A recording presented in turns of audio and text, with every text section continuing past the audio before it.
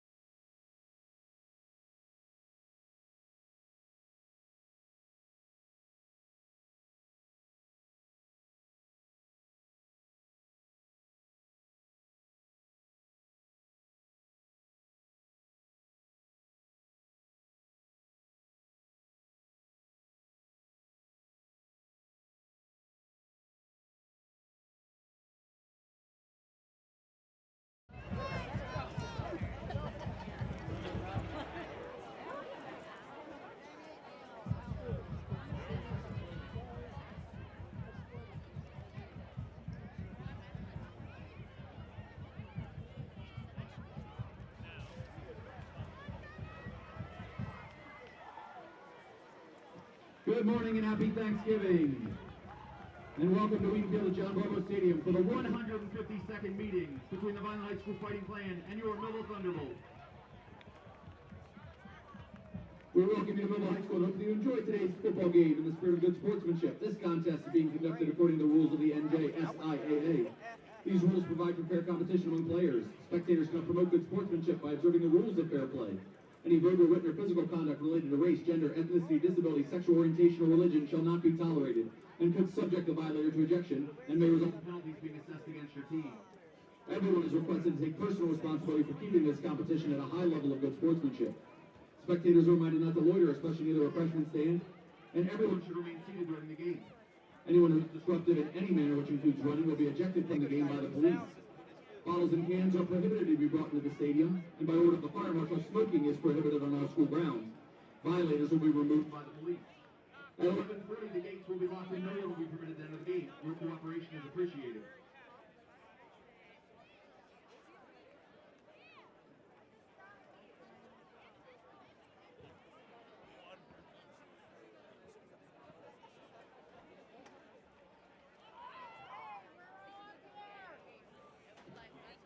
Fans, please enjoy the complimentary football program for today's game provided by the Millville Thunderbolt Club. They can be picked up at the entrance gate. Team rosters and information on today's game are included in the program.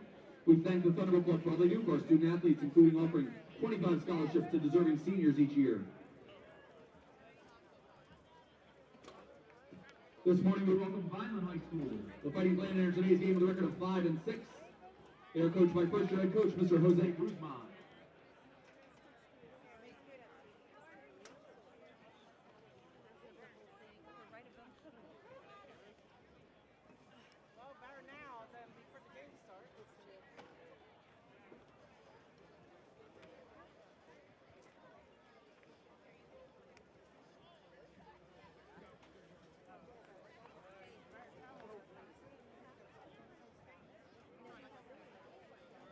The captains for today's game for Vineland, number 3, Tyrell Powell, number 14, Colin Greif, number 84, Carlos Melendez.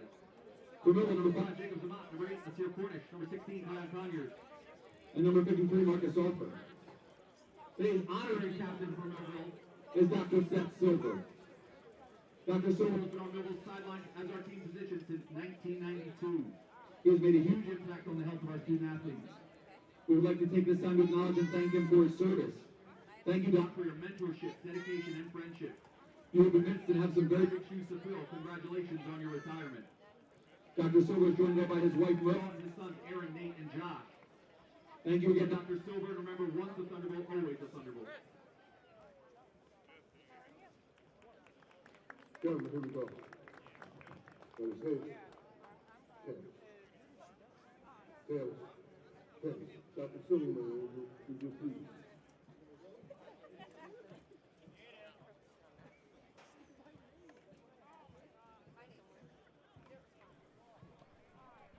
Good morning, everybody, and welcome to Wheaton Field here in Millville, New Jersey, as we get set for Thanksgiving Day varsity football, the 152nd meeting between the Fighting Clan of Vineland and the Thunderbolts of Millville.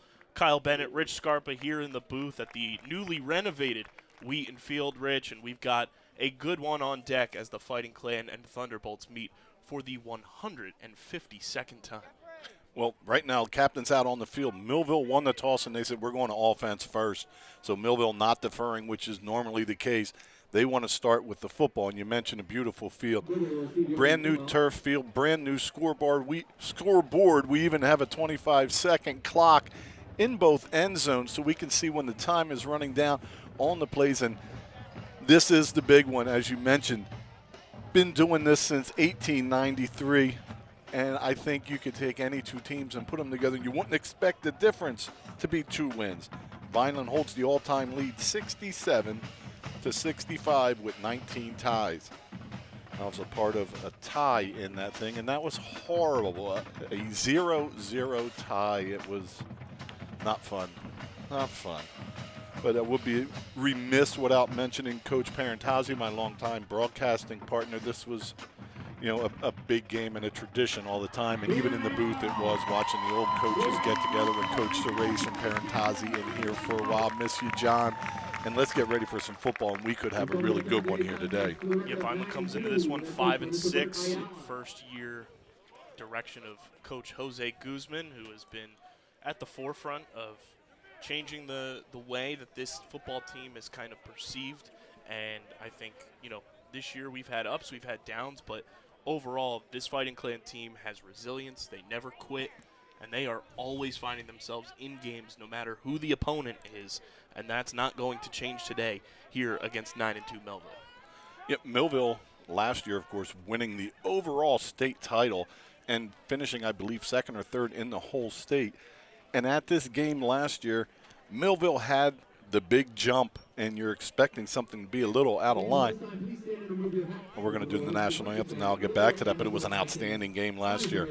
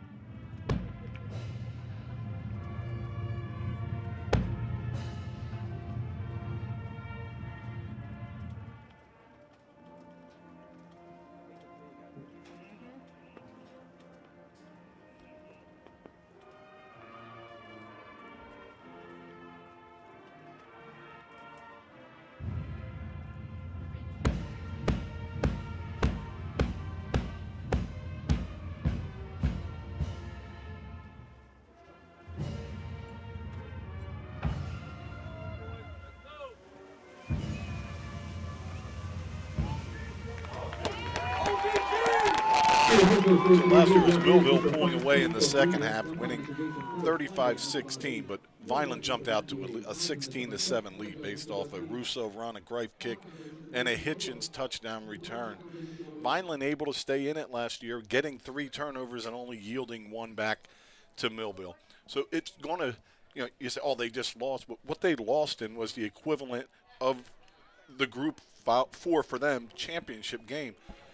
A few years ago, we added, so when you win a title, then you play again and play a third time to get an overall state champ. So this Millville senior group has been in the finals of the sectionals every year they've been here. They want to go out with a win. There are no distractions for Millville today after the loss to Mainland, and they're fired up, ready to go and want the football.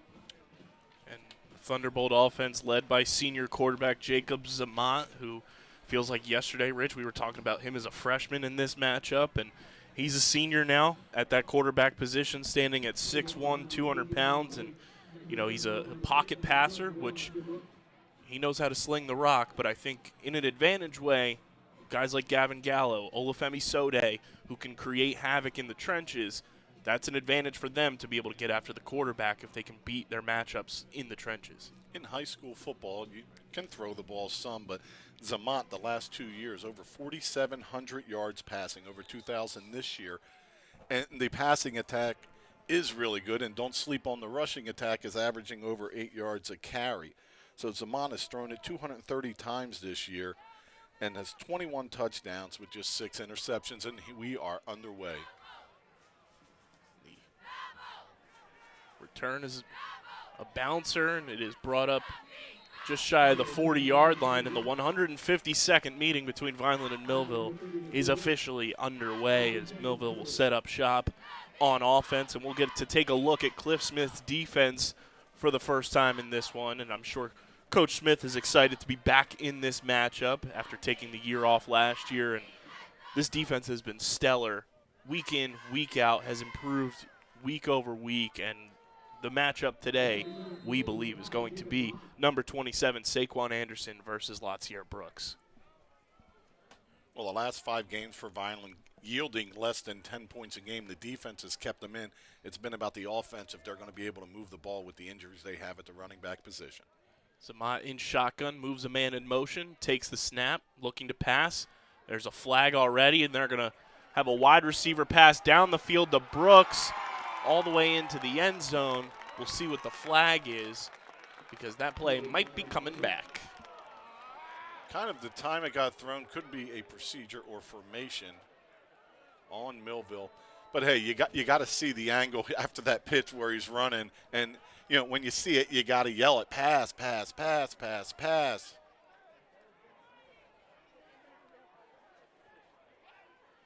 And it is procedure on Millville. So Millville had their game plan together. Give us the ball, let's hit him with this early and jump out on top. So talk about the rushing attack. It's Naheem Sharp, 77 carries for 518. White, Demir White, the junior, 85 carries, 524.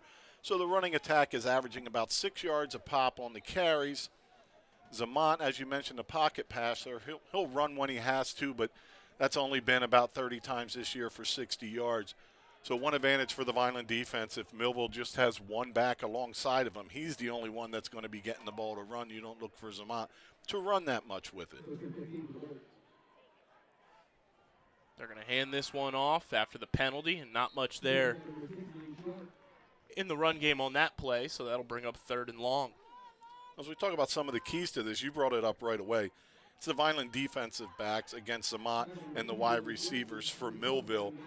And also, last week we were coming in, the last few weeks, it's been Gavin Gallo, number 12 for Vineland, at that edge rush position. Well, last week he ran into something that may be a future NFL player at 6'5", 310 pounds, and it was David versus Goliath. And this time he should be able to get a little more pressure in there. Delayed handoff here.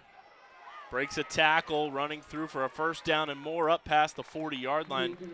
I do stand corrected. That was 2nd and 13. They flipped the down marker on us, but there is a late flag on the sideline there. So a dead ball foul, regardless of which way it goes, it is a 1st down for Millville on the run.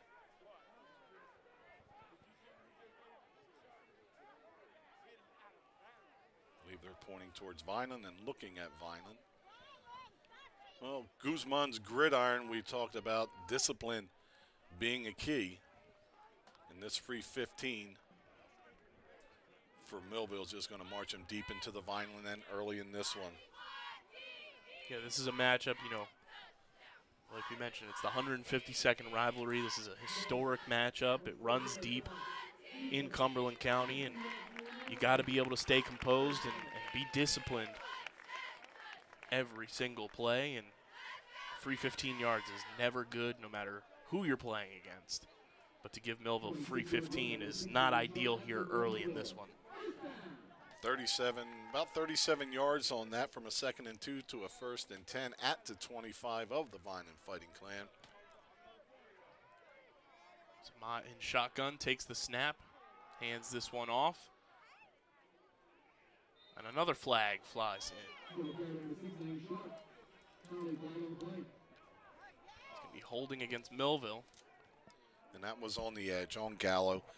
It's watching like we've got to set an edge, and the reason Gallo not able to is being held on that top side of the screen.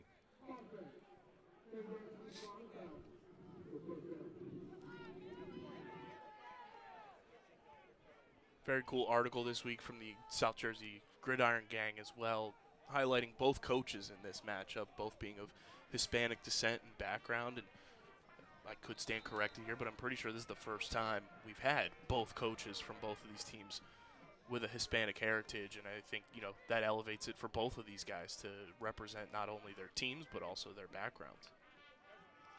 Quick pass from Zamont to Brooks. Makes his way upfield past the 25, and Mark Mutcherson and Prince Borte in there to make the stop. Oh, great blocking by the other receiver there, just really freeing Brooks up. No flag. All right. Last year's game, there was 20 penalties, 10 on each team, 40 yards for Millville, but 90 yards against Vineland. I'm going to take the low shelf. You can go over top. 2nd and 2 upcoming here for the Thunderbolts.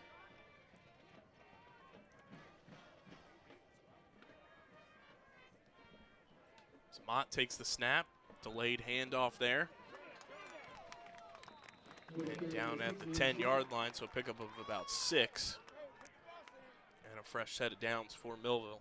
Nice run by Millville Sharp. So he takes everything he can get, and real quick, Millville marching down the field. They take the ball first. We're 2 minutes in, and they're knocking at the door.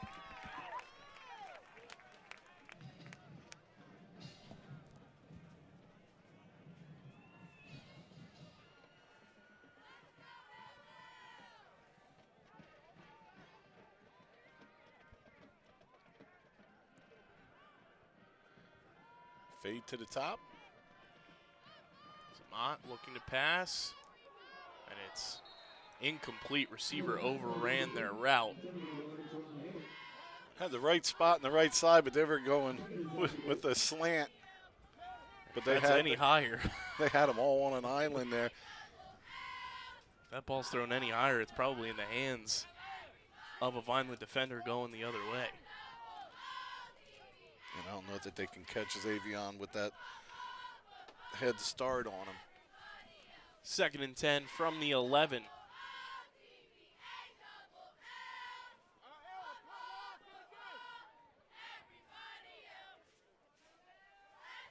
Zamont.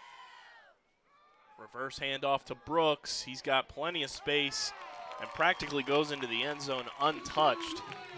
Redemption from that penalty on the first play of the game. Brooks gets his first score of this one, and Millville has a 6-0 lead. He had a similar end around last year for a touchdown. Brooks had 2 last year, 1 receiving and 1 run just on a play like that.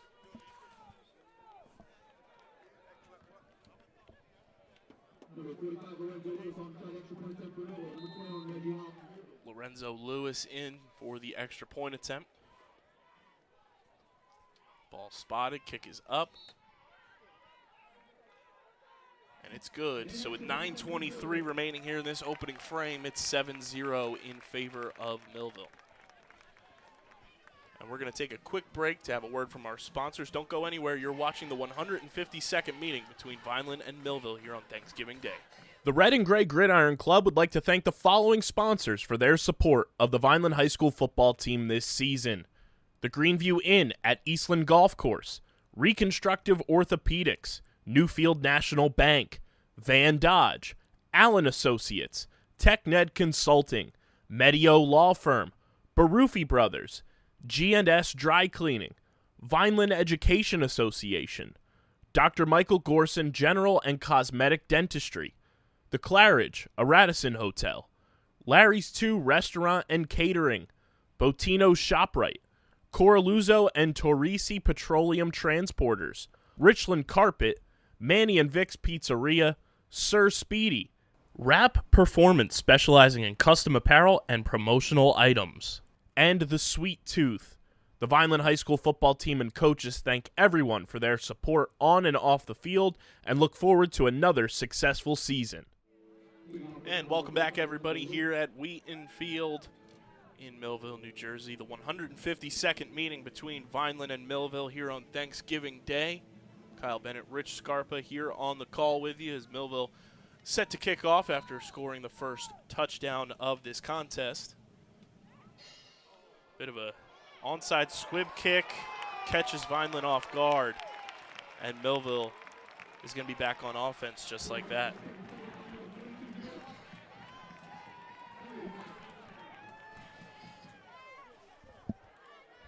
There's a flag.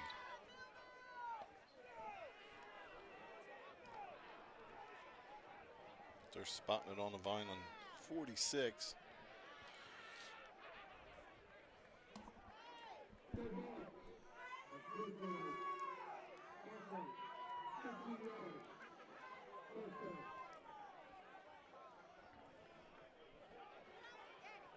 Kind of a little ticky-tack, but they want to keep the game in control. Just excitement from the Millville players after getting that onside kick.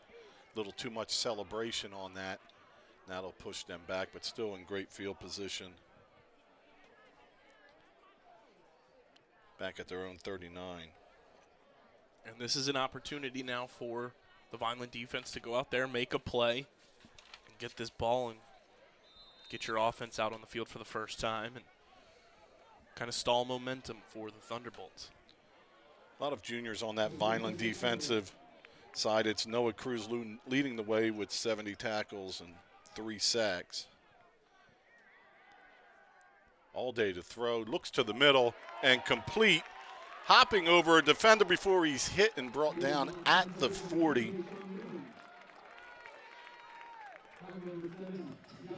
That was Tayshawn Newman. Former member of the Fighting Clan. And I believe the Oakcrest Falcons. As he takes a tour of South Jersey.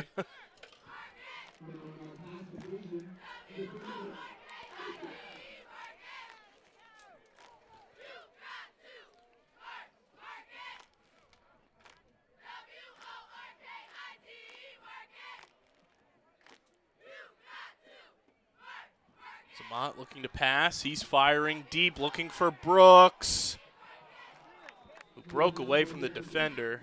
Should have been. Should have been a flag for offensive pass interference, but incomplete is the call.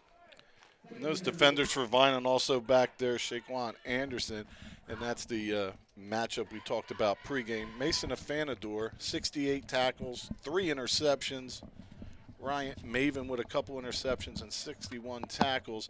And it's Sode Afemi Sode, strike that, reverse it.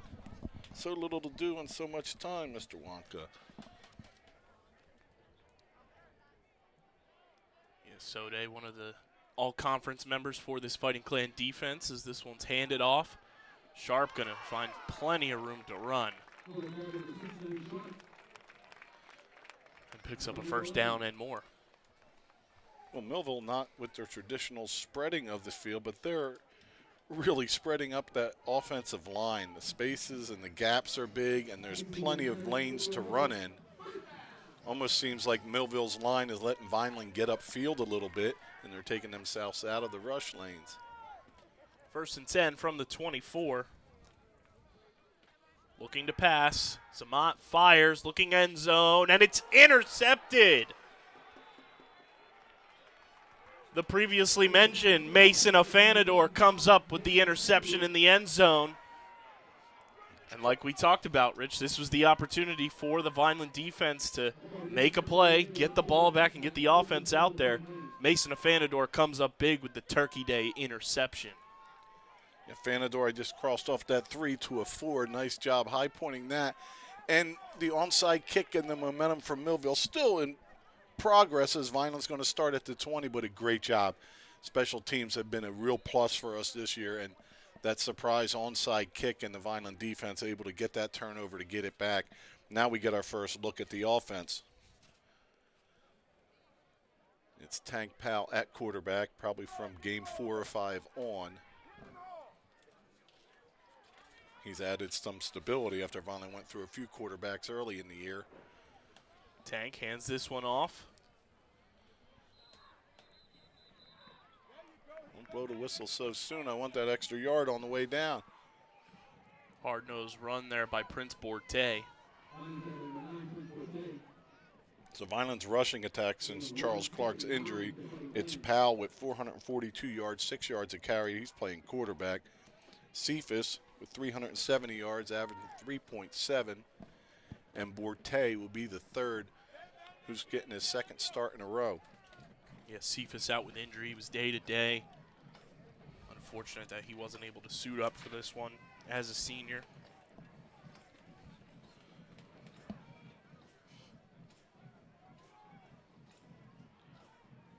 Afanador in motion. This one's pitched back to Borte, who finds some running room as a nice lane was opened up by the Vineland offensive line. Well, Borte is doing exactly what the Vineland coaches wanted starting in that second half last week. He gets in the end zone, of course, but hitting the hole or hitting the spot and moving forward, positive yards, and he's running very hard early here. Makes it a much more manageable third down. It's 3rd and 5 here for Vineland. As Israel Schwed just checked in. Powell passing is 7 touchdowns, 2 interceptions, which if you triple that, it's 21-6, which is what Zamont came into the game for. So he controls the ball really good. An interception last week was last-ditch effort, really take that off the board. And a false start up front by the Vineland line. Shame because they had Millville coming. They would have been offsides. It's where if you're that defensive lineman that came across, you're like, no, the only reason I moved, dummy, is because he moved. So that could have been also, but I like to look at you had some backers and everybody pressing up. And now to a 3rd and long. 3rd and 10 from the 20-yard line. Vineland needs 10 yards here. Just keep this drive alive. Xavier Diaz, the receiver, to the bottom of your screen. Powell looking to pass. He's being chased, scrambling, finds a lane and picks up a first down with his feet. Tank Powell. Powell with his feet and with that brain of his diving forward over the line to get. So we talked about the receivers because we were going to throw there. It's a Fanador with 18, 171. 12 catches for Mutcherson, 172, and Xavier 9 for 199. Xavier with the 4 touchdowns.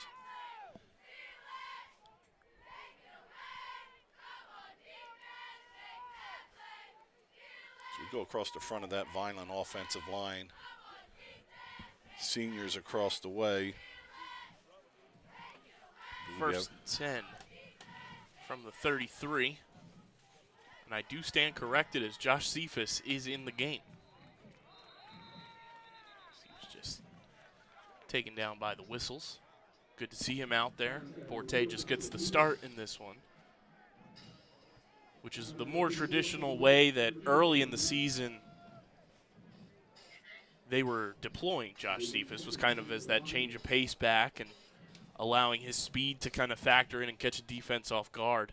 And I'm sure, you know, he might be on a bit of a pitch count here coming off of injury last week, so good to see him out there. Up front, there is an illness to the Vineland starting tackle. He had to call out this morning as he is ill and was at the hospital, but doing all right. Angel Moyners, the junior, is going to get the start in there on that left tackle spot. Tank firing deep, and it's underthrown in the direction of Xavier Diaz. He kind of overran the route there.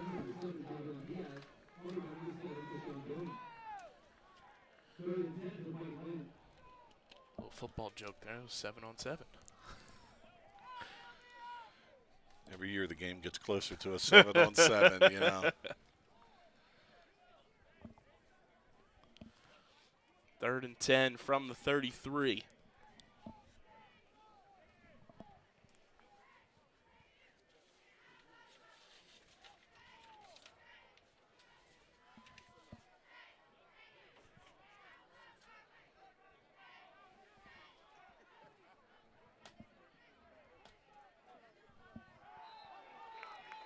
False start. Yeah, 2 false starts on this drive.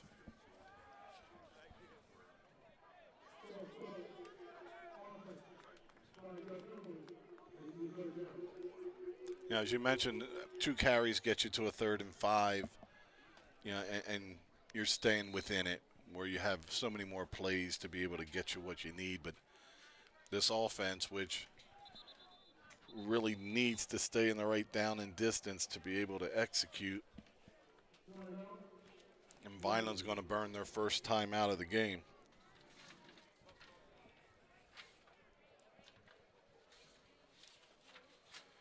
$18.93 it got started, and guess what? It wasn't on television that day. Look how far we've come. I did a little research on 1893 and remember being scared to hear the story of Lizzie Borden, that little rhyme, but she was found not guilty back in 1893. And also the first college basketball game was played in Beaver Falls, Pennsylvania, with the Geneva College Cavaliers versus the New Bright YMCA. This has been going on so long, and everything you hear is, let's get rid of the Thanksgiving Day games. Let's get more into the state playoffs of things. And thanks to both communities and both athletic directors on keeping this going. And for Millville, it's been tough because they've had short time to prepare for a state championship game after this the last couple years. And even a short time to prepare for this one, coming off where you're trying to go to the true state championship. And they're certainly fired up today early.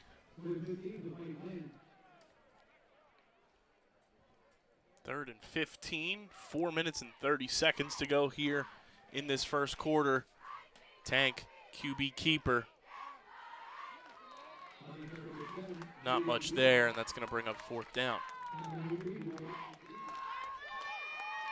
I apologize. That was actually Xavion Diaz on the direct snap.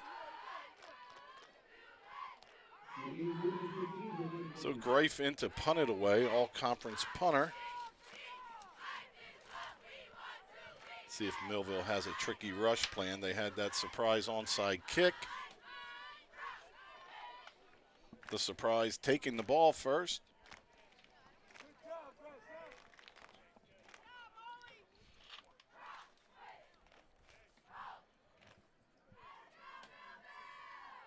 Good snap. Greif gets this one away. Kind of a low bouncer. And Millville's offense will set up shop at the 42-yard line.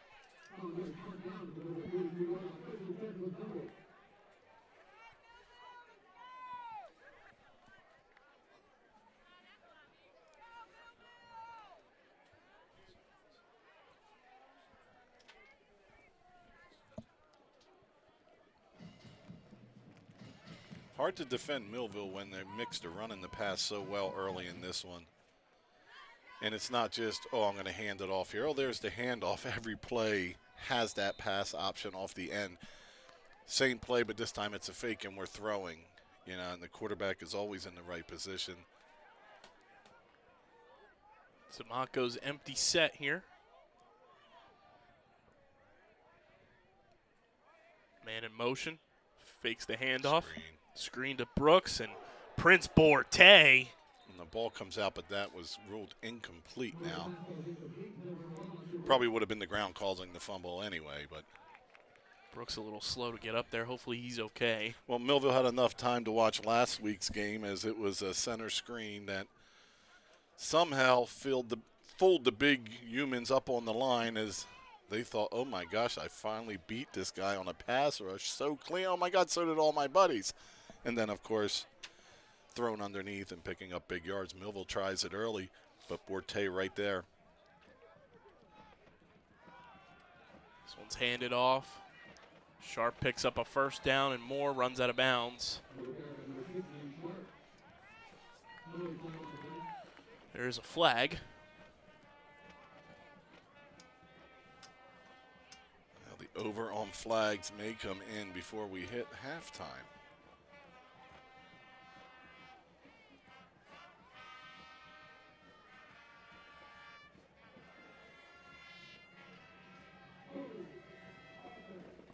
Is against Millville. So Millville's going to gain a yard, so it's going to be 2nd and 9, but not that first down they had as they hold late in the play. But where Mainland was successful and what Vineland may try to do offensive is getting the edge and getting outside. And Vineland, so far in this one, not able to set the edge to turn that back into their skilled linebackers and D-backs. Zamat drops back to pass. He's facing a rush. Gets it off to his running back, who has plenty of room to run, and picks up a massive first down. First, you don't succeed, pick yourself up and screen again. Come on now. I mean, it's harder on the field, but you watch that quarterback's drop. Like, you stop pursuing it. You sit down.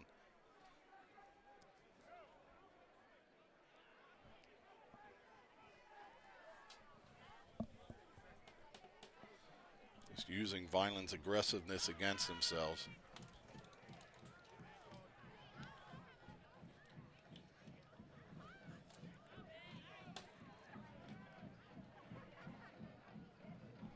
Man in motion. Zamat fakes the handoff, looking for Brooks, who's into the end zone for a touchdown. His second of the contest.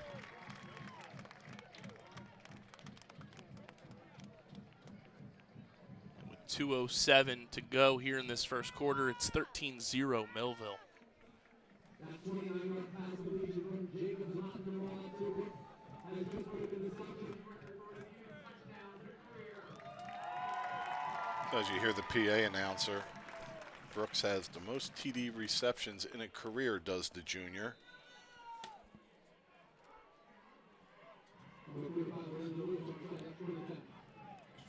Ball spotted, kick is up, and it's good. So 14-0 your score. And I'm going to get bold and put that V here for Vineland's possession. I don't think we're going to get another onside kick here.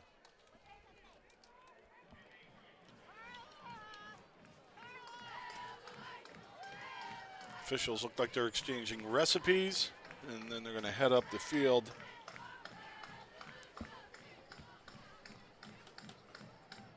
there's an injury for Millville. It's Asir Cornish, senior linebacker, getting attended to. Looks like his shoulder. Cornish by far the leading tackler with 85 tackles, 12 tackles for loss, and 4 sacks.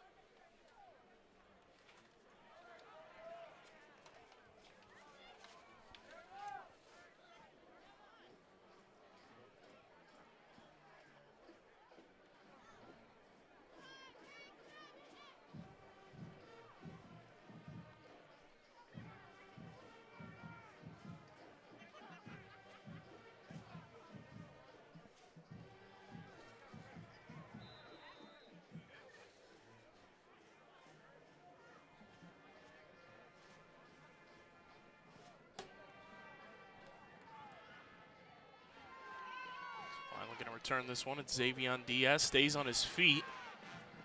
A very solid return for number 7.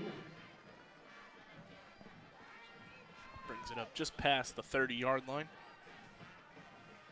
He spotted at the 32-yard line with 1:58 to go here in this first quarter. Vineland trailing by 2 scores.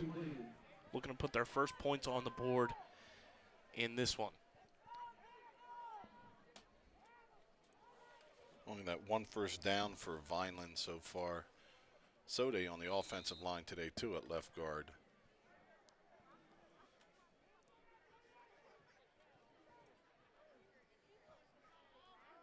Powell hands this one off right into a brick wall of orange defenders. Goes Prince Borte. A little bit of a seam there, and arm tackles you can get through, but when there's 3 arms from 3 different people on you, it kind of just caught him in the spidey web and stopped him for a minimal gain.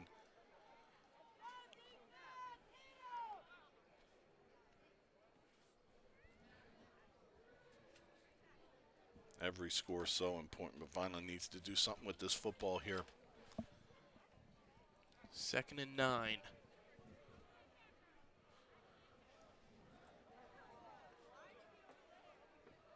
Powell rolls out. He's being chased. He's got to reverse his field, and he's taken down from behind.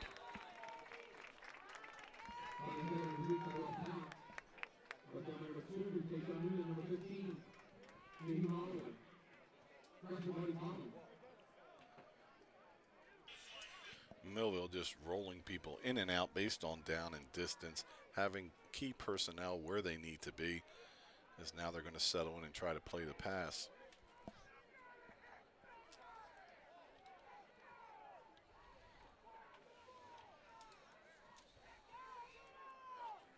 You're playing a high-scoring, high-powered offense. You need to control the football. Powell rolling out. He's being chased.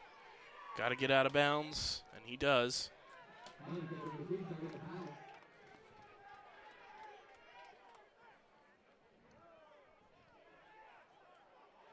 So Vineland to punt it away again.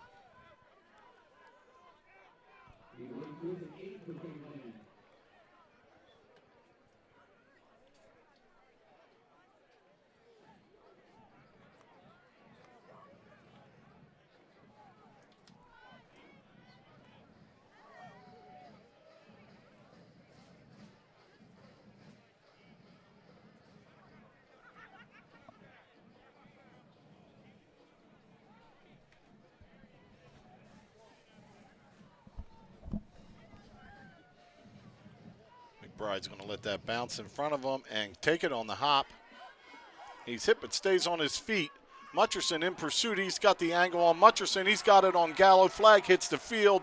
Finally brought down at the Vineland 46, but that flag back at the 29-yard line. That'll start Millville back around their own 15.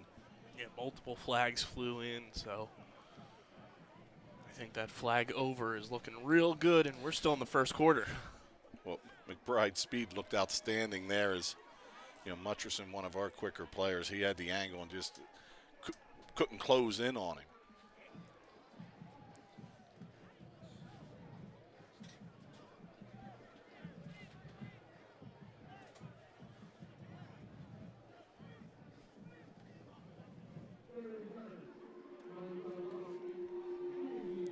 So a blindside block, not the hold. They used to be the great blocks. They used to be the blocks you'd watch in film study like, oh my goodness, I got one. Now illegal. Under Coach Parentazzi, our punt returns were outstanding. Everybody would peel off and set a wall on the hash marks, and people would just be running towards the ball carrier, kind of like Lindros getting clocked, going over the blue line and ended his career. So I'm glad they're not in there, but it just used to be a lot of fun to watch. So 1st and 10 from the 15, just 4 seconds remaining in this opening frame. Zamat dumps this one off on the screen, and another flag flies in. I hope everybody took the over on the laundry today. Who would have thought you can get more than last year when there was 20? I was shocked looking at last year's game, and of course I left that sheet on I call it the peninsula, because it is hooked to one piece, and I wanted to educate my kids. So if you're home, take a picture and send it to me. It's on the peninsula.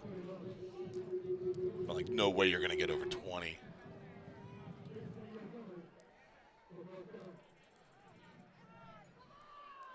It's not a 15-yard penalty. It's half the distance. They were on the 15, you'd be at the goal line. Come on now. So 10-yard hold moves them back 5 to the 10-yard line. But more importantly, a 1st and 15. So far, Vineland's not had the answer to containing the edge and also closing down and making some tackles. That run after catch or run after contact is killing us. Zamat looking to pass. Sode with a rush on him. He's in the end zone. Fires and finds his man. Taken down by Saquon Anderson. That's number 21, Reginald Holly III.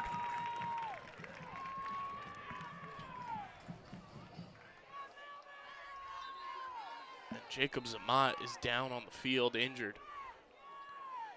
Well, he took a shot. He pressed the line of scrimmage. You can see where he's at. He's right at that line of scrimmage when he let go of it.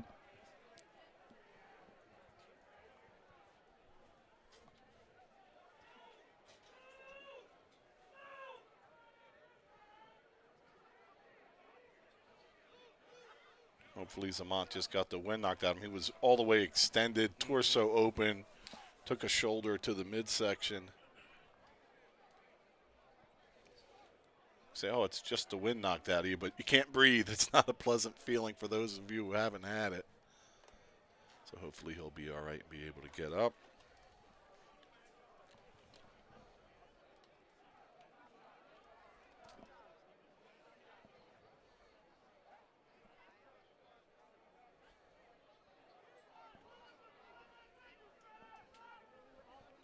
The down markers are moving back because we've reached the end of the first quarter. And as we hit the first quarter, let's take a break to thank our sponsors. The Red and Gray Gridiron Club would like to thank the following sponsors for their support of the Vineland High School football team this season. The Greenview Inn at Eastland Golf Course, Reconstructive Orthopedics, Newfield National Bank, Van Dodge, Allen Associates, TechNed Consulting, Medio Law Firm, Barufi Brothers, G&S Dry Cleaning, Vineland Education Association, Dr. Michael Gorson General and Cosmetic Dentistry, The Claridge, a Radisson Hotel, Larry's 2 Restaurant and Catering, Botino's ShopRite, Coraluzzo and Torrisi Petroleum Transporters, Richland Carpet, Manny and Vic's Pizzeria, Sir Speedy, Rap Performance specializing in custom apparel and promotional items, and The Sweet Tooth. The Vineland High School football team and coaches thank everyone for their support on and off the field and look forward to another successful season. And welcome back, everybody. Second quarter about to get underway. This one is on the QB keeper. The new quarterback for the time being is Naeem Sharp, who has been the running back for the Thunderbolts. Jacob Zamat is on the sideline after what looked like he got the wind knocked out of him as he came to the sideline. He was grabbing at his stomach, and hopefully he's okay.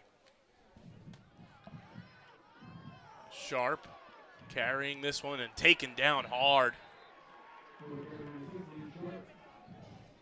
by number 28, Rayon Carter.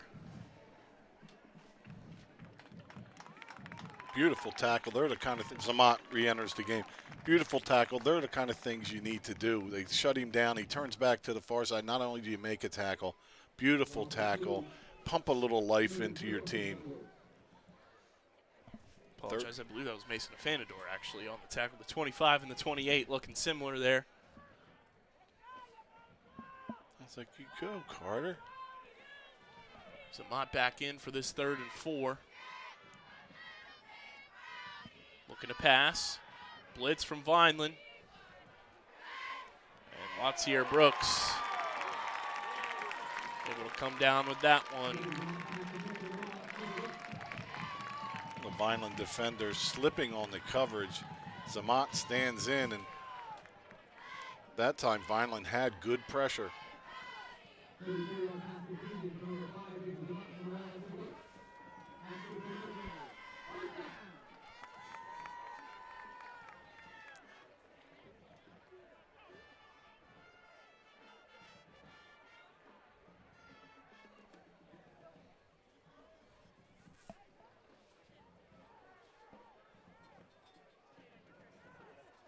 Boy, Brooks really laid out for that one. What an outstanding catch.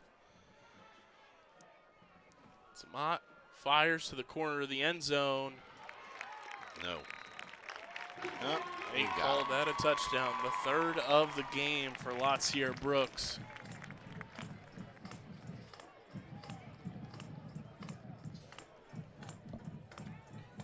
We just saw 2 incredible catches in a row.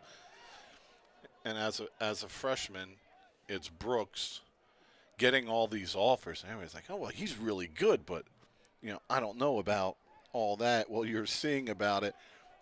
5'10", 180 he's listed as now, so not that wide receiver you usually think of, 6'2", 6'3", but better than that. This is the Plays best like wide a receiver. 6'2", 6'3". And he's only a junior. When everybody in college has already offered and pleaded with you to please go there, you're talking about, we call it a generational talent or whatever kind of talent it is, but this is one you don't get to see.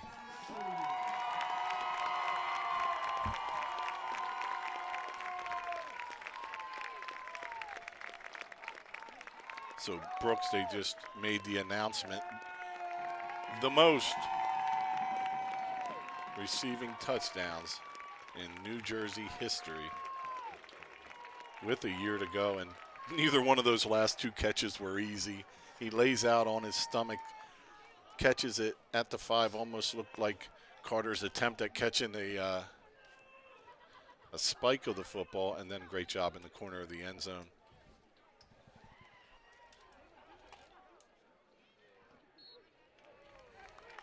The extra point is good, so with 9:57 to go here in the second quarter, it's 21-0 in favor of the home team.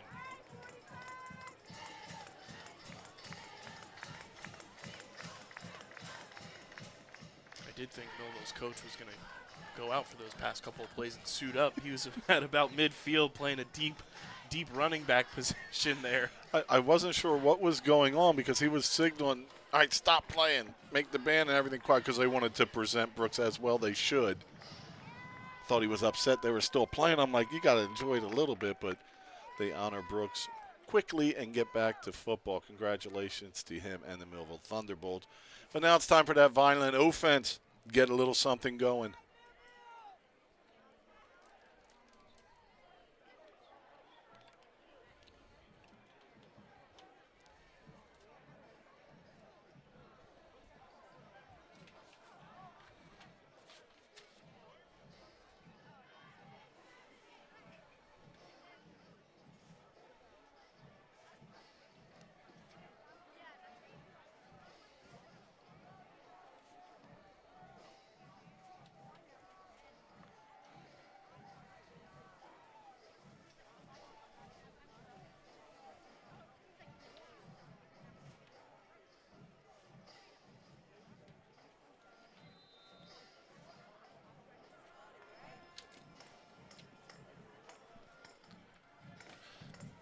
And back to the 20. Bobbled for a second, then picked up. Makes one or two miss, but Diaz couldn't make the third. So Vineland's going to start at their own 28-yard line.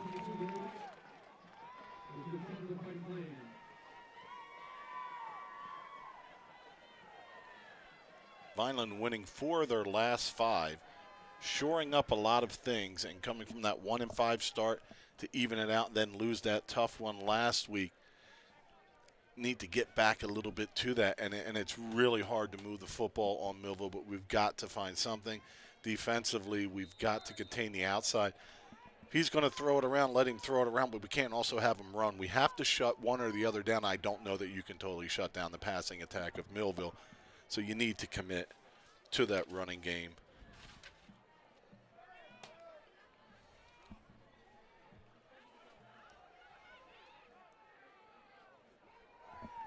First and 10 from the 28 here. And a flag is Gavin Gallo in at quarterback now for Vineland.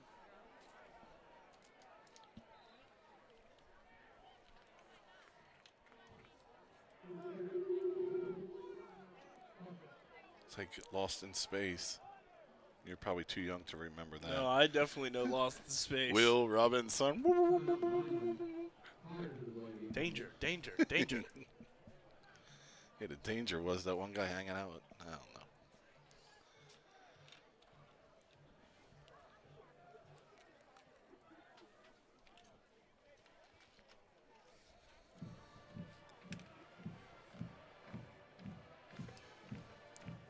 So before that play gets off, Vineland called a timeout.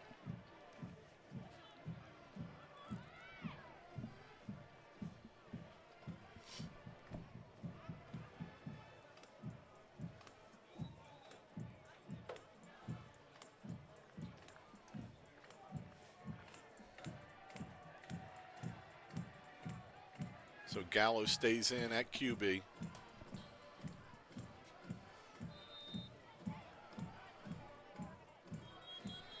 Another flag.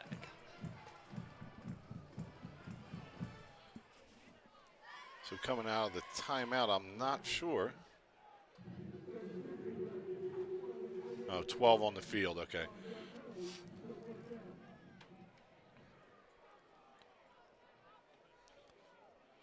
So too many on the field for the fight. I thought usually that signals when you have 12 in the huddle and you break the huddle with 12 that you can't. But coming out of the timeout, they just lined up with 12. The opposite of Notre Dame, Ohio State, where we just played with 10 a couple plays. Gallo here on 1st and 15, man in motion. He's going to keep it himself. There is nothing there.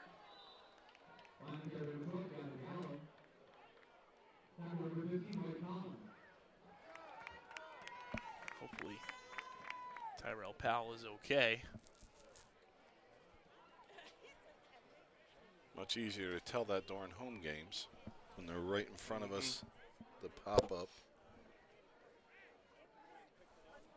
And when I was younger and could see across the field to read numbers.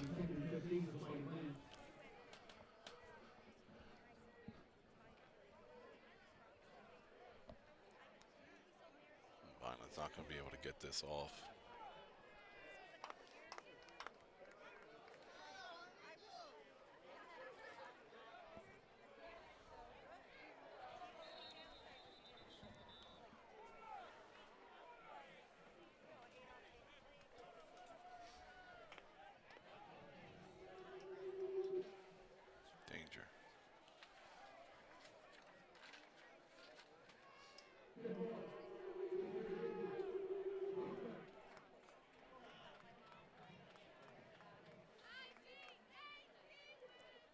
delay of game penalty on Vineland.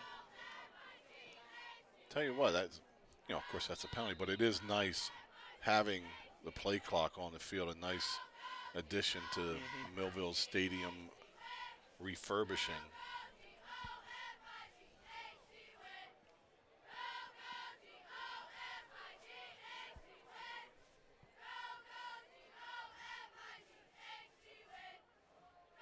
Nothing there for Gallo. He's hit right away after they faked the jet sweep.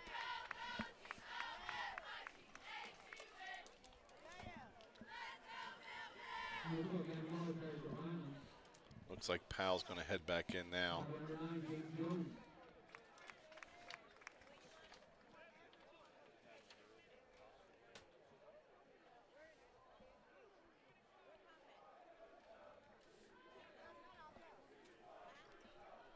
Third and 23.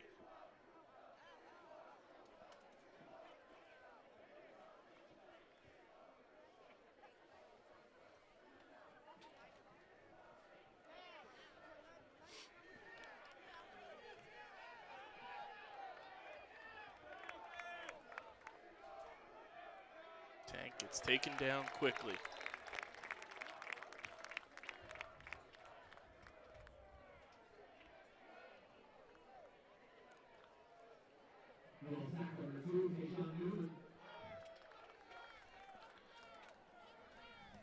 Not the start on either side of the football, and a little bit uninspired that last possession.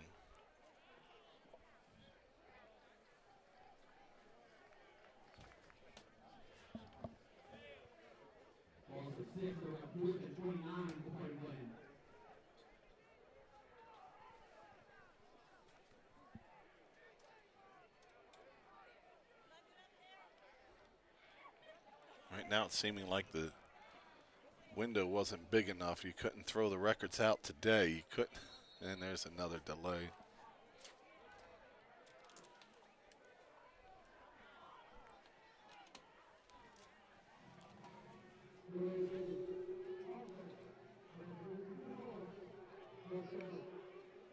So now Vineland back at their own 4-yard line.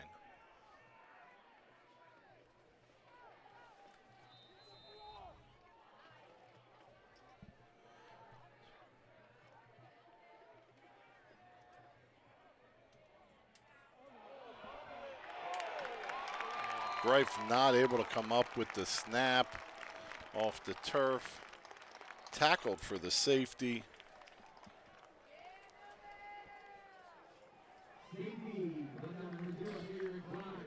That's going to make it 23-0 in favor of Millville.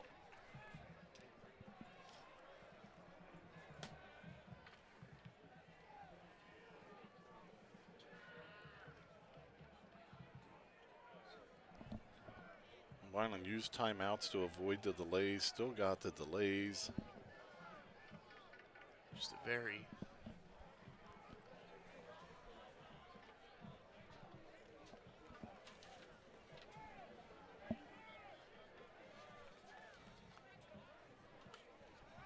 we talked pregame about the keys to this one. It was Vineland's D-backs versus Millville's passing game, and that's been a big L.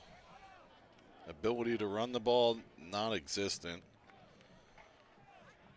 And playmakers making some plays or getting some pressure, not existent. Interception in the end zone was the one big play for Vineland.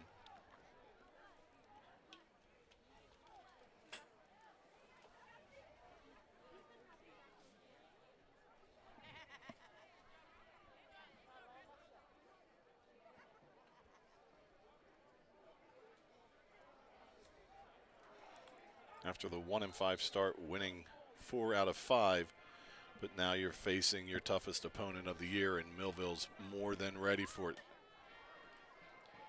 Their return man tracks that like a center fielder. That is sharp.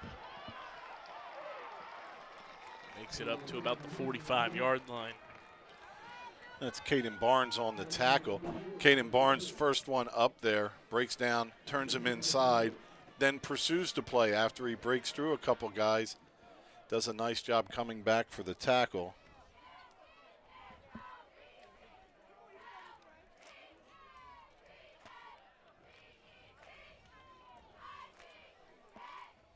Everybody's kind of bundled up out there, Kyle, looking like it's a little cold. Millville always takes care of us here. We have our own little booth every year. Big shout out to Athletic Director Dave Lagamba, one of the best in the business. As Zamat hands this one off to Sharp. Should be a face mask call, but I think you're kind of allowed. You can straight arm and face mask. And it happens in the NFL all the time, too. You just get your hand stuck in there. I coached against Lagamba when I was head coach in wrestling, and he was here at Millville before he became the AD.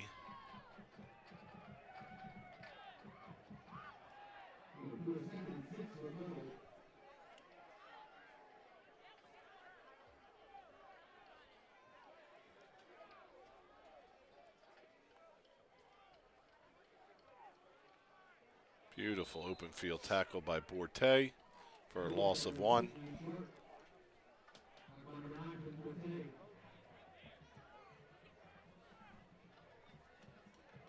Borte, number 9, the senior. Having a good last game, even though the team isn't. He's run the ball hard. He's made some defensive plays.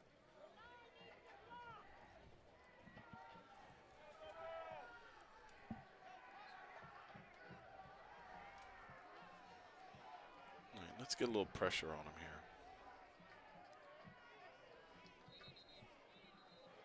here. And procedure on Millville pushing back. 3rd and a long 11. Been a couple plays without a flag. Vineland did their part in that last drive, picking up 3, I believe. That's 4 flags in the last minute.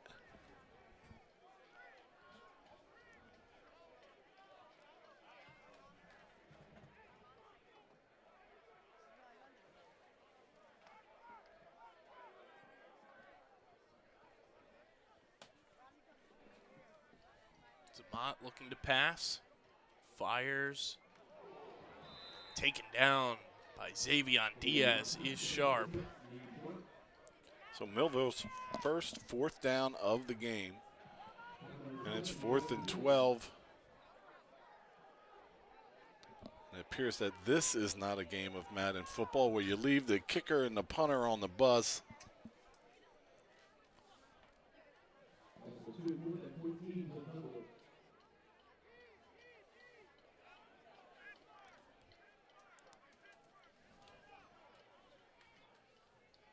Rayon Carter back deep to return it with Mutcherson in front of him.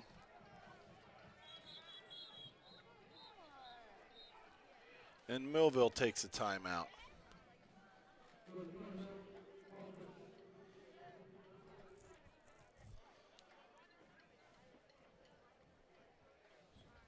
That's the first time in the game they had to yell, "Punt team, get ready."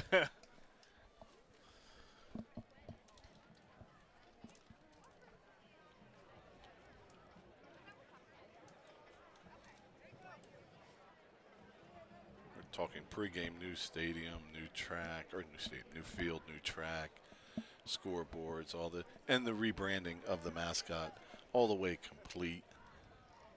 Yeah, he's been around, I think, the past couple of years now, but such a good introduction to this, refresh of Millville's branding and embracing what the true Thunderbolt is. And it's fun to have dual mascots for this matchup now as well. They've done a fantastic job with this renovation, following along with Dave Lagamba on Twitter all summer long with the renovations and the build-up to this facility being reopened. It's absolutely fantastic. And it's a fake. And through the middle for a first down. Makes the move 30. On Carter. And Cornish is into the end zone on the fake punt. RB direct snap.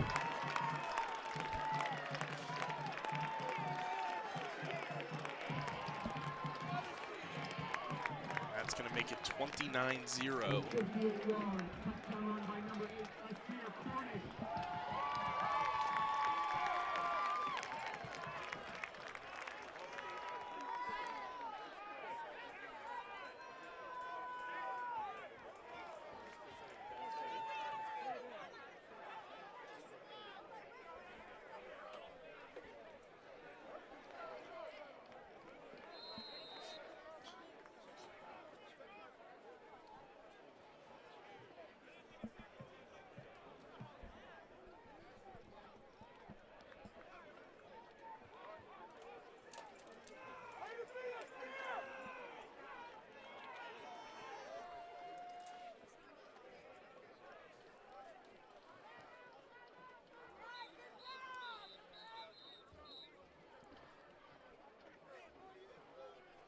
Guys on the field for Millville, I thought there.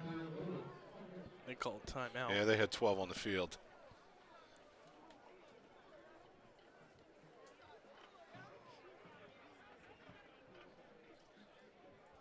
Oh, I see him. Somebody's got to go to the bench, coach. There you go.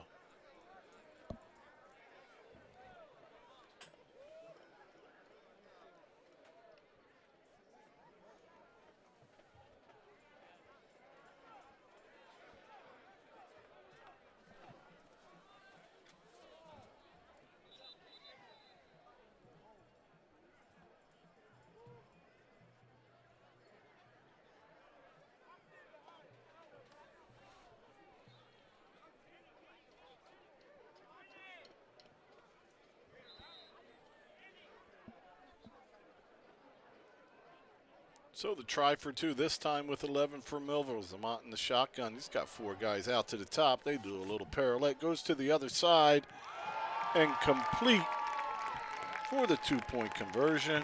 It's Teron Hale on the reception.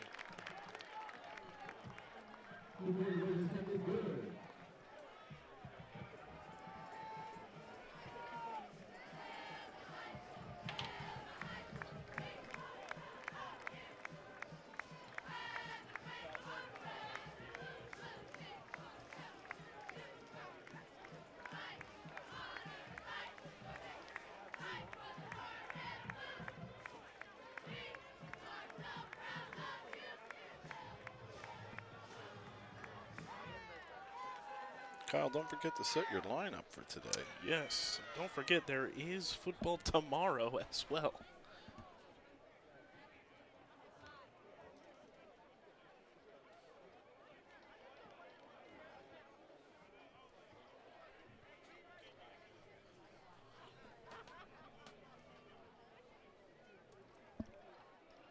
Not much need for that for myself with just 3 wins, but I am 3rd in the league in scoring, which means fantasy football is a complete and utter joke, and I need to find a league where if you score the most points, you're 10-0, or we have 11-0. We have 12 teams.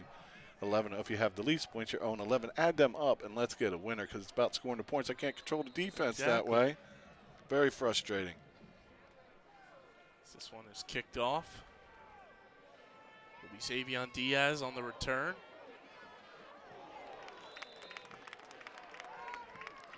And a booming hit and stop on the play. Xavier McBride, and there is a late flag flying in because that's what's the common theme in this one. Boy, we may get 20 before the half.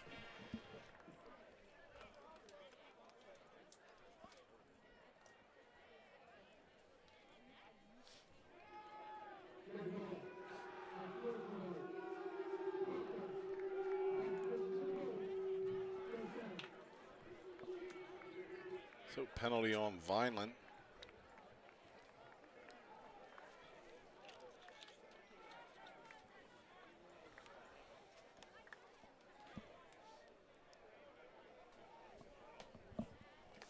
All Millville.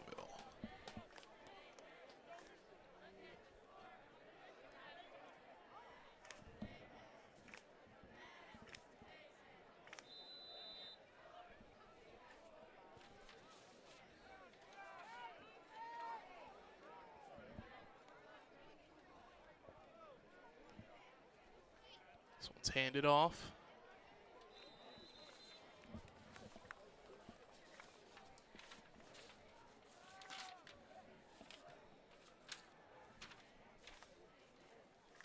Josh Cephas.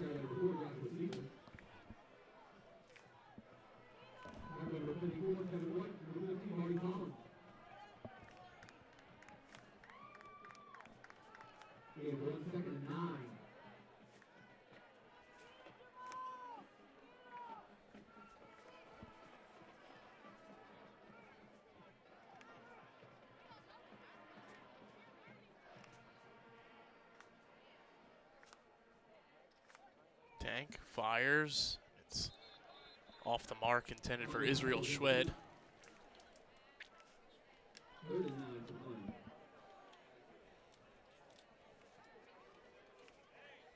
Schwed's game, Kingsway? Yes. Yeah, that's where he led in receiving. An outstanding game. They got the ball to him a lot that night. Touchdown at the end of the first half. After I punted. Or kneeled on it even. Yeah. 3rd and 9 coming up here for Vineland. Looking to get just anything going on offense.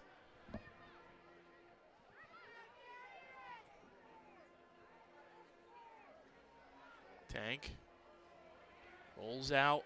He's going to fire this one out of bounds. You got to move receivers. You can't just sit down. 2 receivers sit down on the edge as he rolls that way. Start coming back and somebody start getting deep.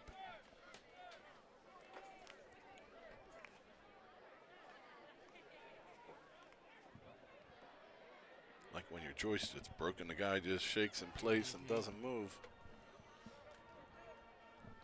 So time to punt. The last time, it was a safety. This time, Greif will be kicking it from out of the end zone. It won't be all the way back in there.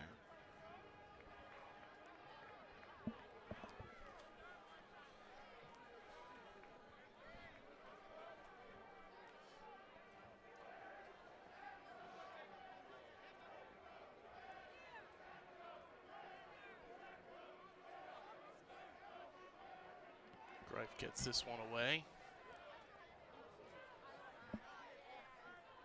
Kind of muffed there by the return man, but he picks it up, makes his way up. Why would you block him in the back there? Like, no flag on it, but I mean, it was just, he had you beat, he had you in position, and well, the play wasn't going much further, but. Kayshawn Jones on the return.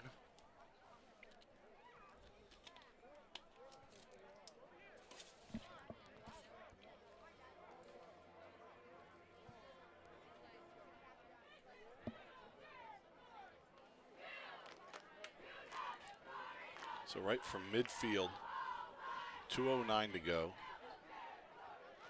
Millville scores, we get that running clock going.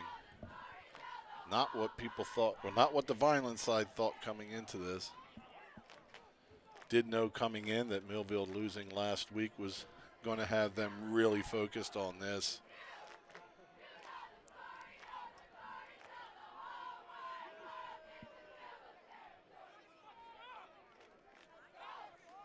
Zamont looking to pass.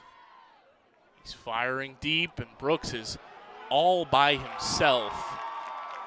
No coverage there. Brooks with another touchdown. His 4th of this contest.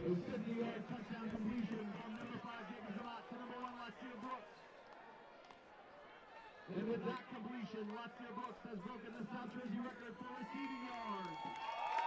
Latsier Brooks, as they just announced, has broken the South Jersey record for receiving yards. I guess maybe receptions is still up in there. Let's see if he can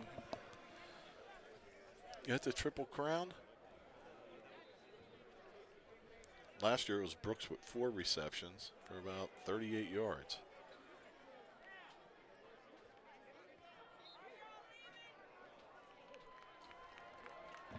The extra point is good, so 1:59 to go until halftime. It's 38-0 in favor of Millville. That was a pen drop, and it wasn't an excited one. It's a nice heavy pen, though, Kyle. Thank you for letting me borrow this one.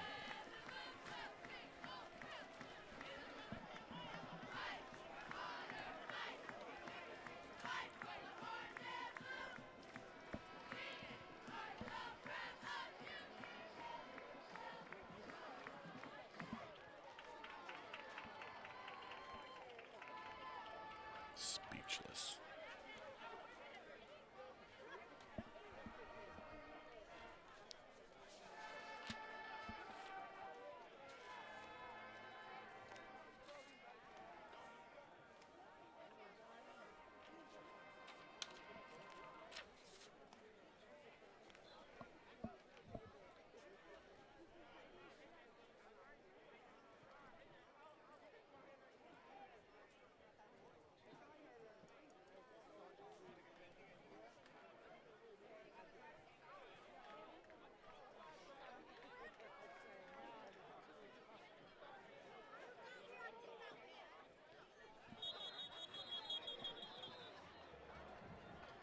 Oh boy.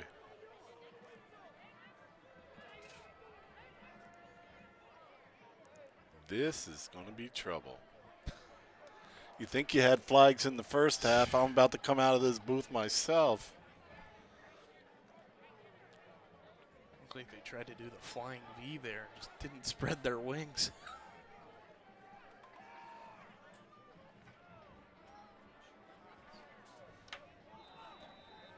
Thought I had my ringer off, but boy. And they decide to send this one deep.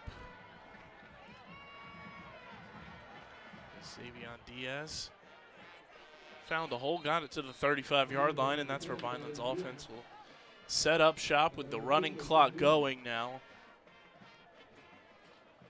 Just looking for anything offensively.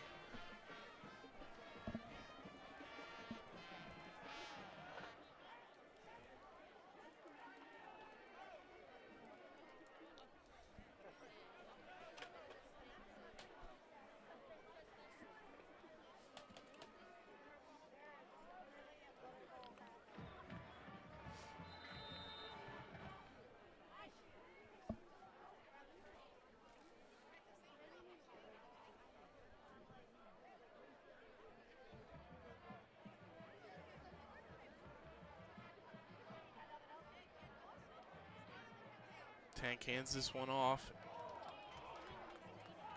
Millville signaling that they came up with the ball, and that they did. Who else? Tayshawn Newman.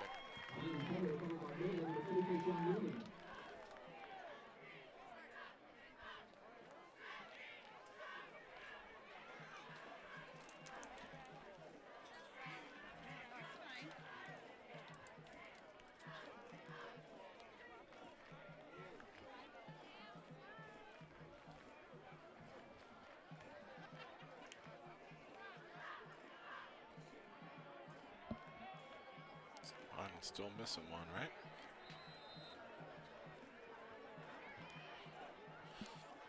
It's a lineman missing.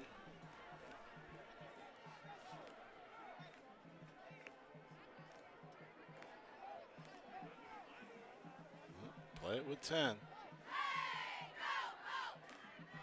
It's Teron Hale on the reception, making his way upfield inside the red zone.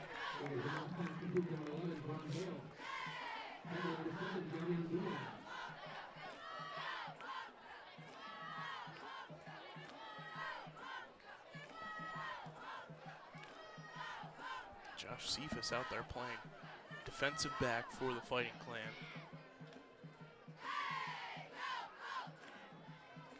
Getting chased by Gallo, just misses the mark. Swings it across the field. Taken down is number 22, Demir White.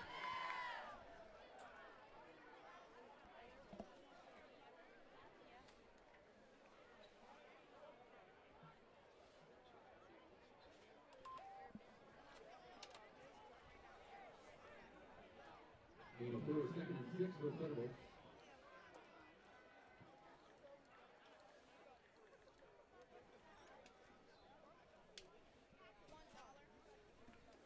Samant firing.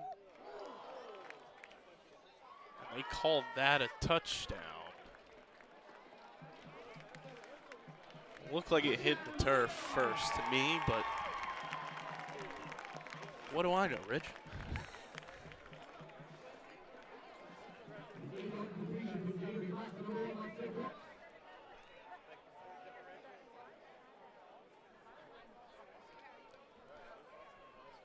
It's another one for Latsier Brooks. May have run out of records to break. And get to that single game records. They'll probably look them up at half. Great half from Millville, and of course, Samant and Brooks just all over it. And the kick fails. 26.8 seconds to go until halftime. It's 44-0 in favor of Millville.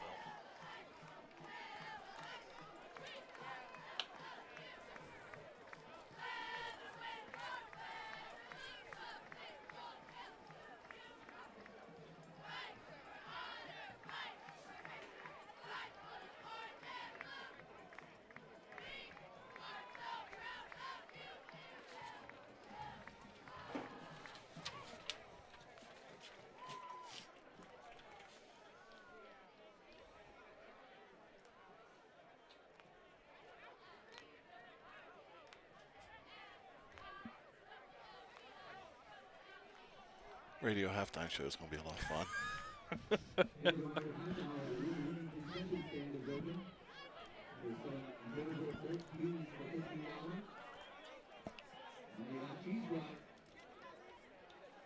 I'll lead with, just got here, what I missed.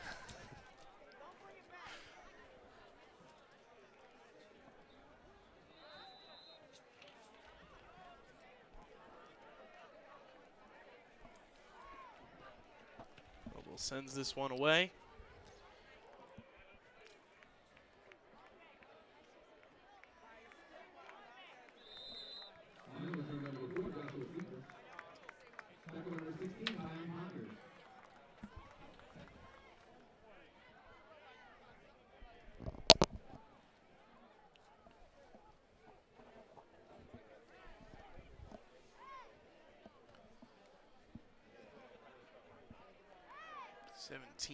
.9 seconds until halftime.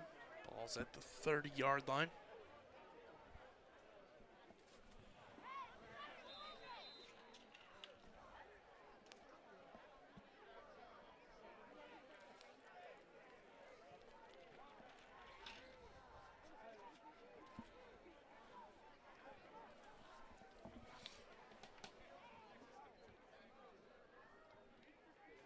Tank moves Cephas out wide. Fires. Completes it to Xavion Diaz. Why are they stopping the clock?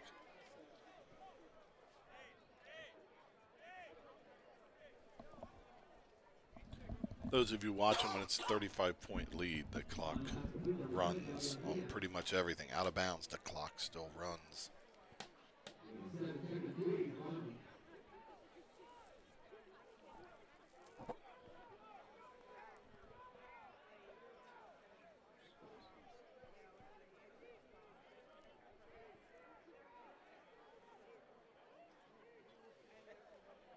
Tank drops back to pass, fires, and it's incomplete.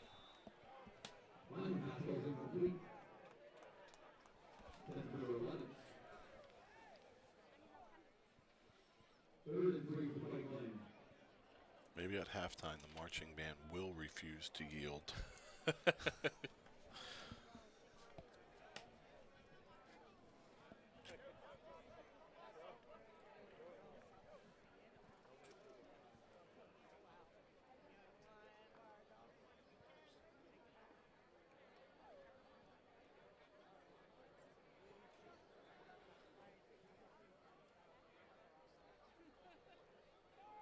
Tank just hands this one off to Cephas. He's taken down.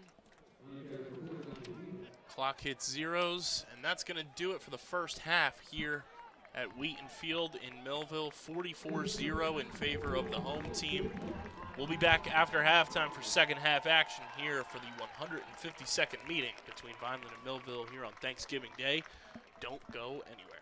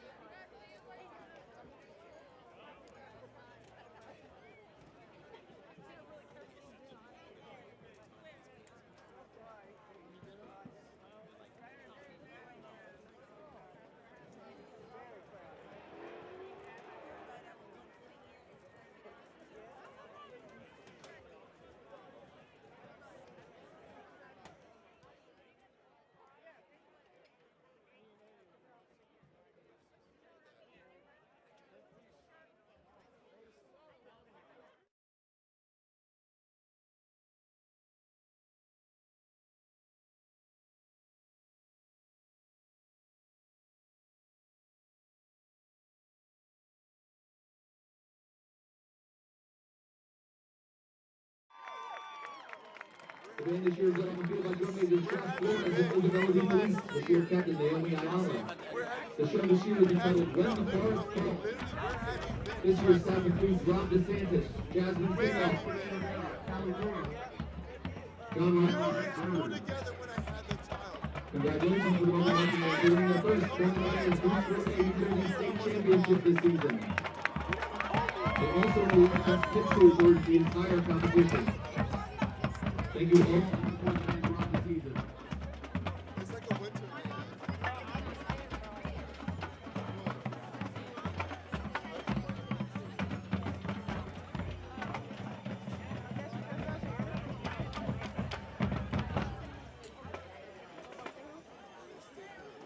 Look at, he talks. Listen. But this is him saying happy birthday to me on my birthday. He said, happy birthday, Dad. I was like, oh. Still nodding. I did.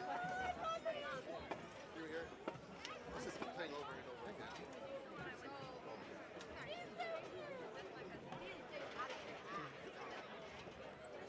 That's my twin.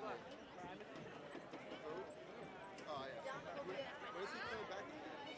You know?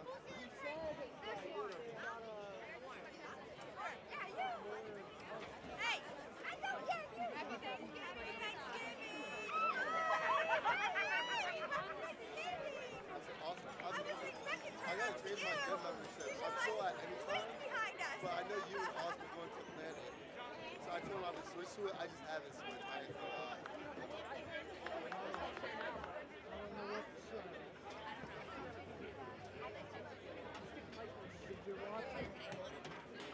So you should have known the burger. Tomorrow will know. Look at you go to Brown. Look at you coaching, bro.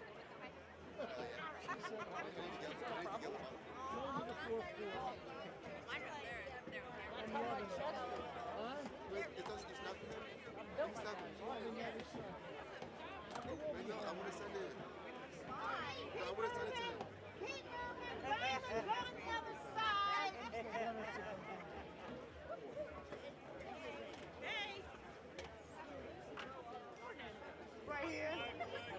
I'm leaving. I'm sending the kids home with Kenny. I don't got nobody over there. I didn't send it to CPD. You know what he said. Where you going, home? Yeah. Okay. I was overweight and I failed my hearing test. So now I have to wait until February. No, she's been doing everything I done. Yeah. Well, I lost more now, but. So you sent the kids home with Kenny? When I went to Mets, I was. Yeah. The girl go home with Kenny. Yeah, I failed my hearing test. So I got. The hearing, it got appealed. I just have to wait the 90 days now. So now I have to go back up to Mets and take my test again. I don't have to take the hearing test. I just have to get it.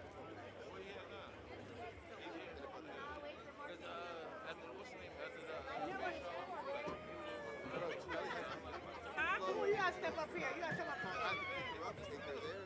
It's like Saturday. But she doesn't tell me. She tells me like, she'll tell me Saturday.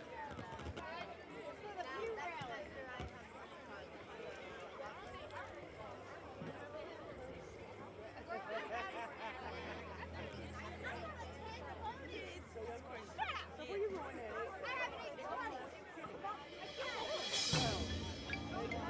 Oh, they staying here. Okay, okay. CJ sick. Oh, yeah, you did say that. Even wheezing. Oh,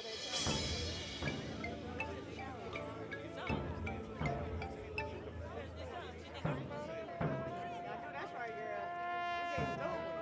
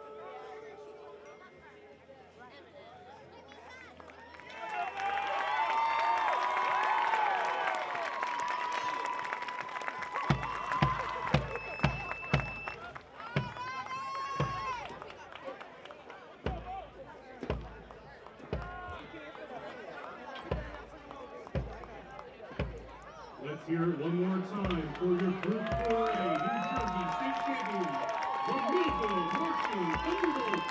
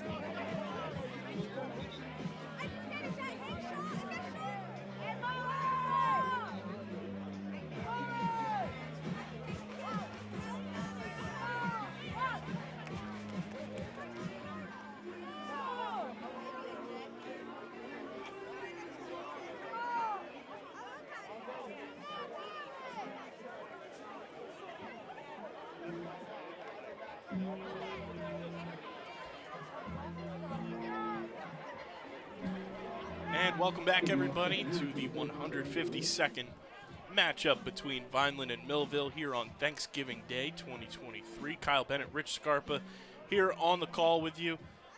And Rich, it was ugly in the first half if you're a Fighting Clan fan, as they find themselves down 44-0. As Millville tries to do some weird flying V kick again. But not the most ideal first half for the Fighting Clan in this one. For any football team, it's you're playing a team that's better, and you go into it saying we can't make mistakes. That's one thing. If we do that, we're not going to be in the game. Turns out, even if they didn't do it, they may not be in the game because Millville's playing that well. But tons of mistakes, penalties. All coupled with 5 touchdowns, too.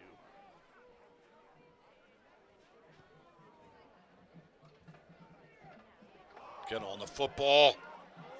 Jeez Louise.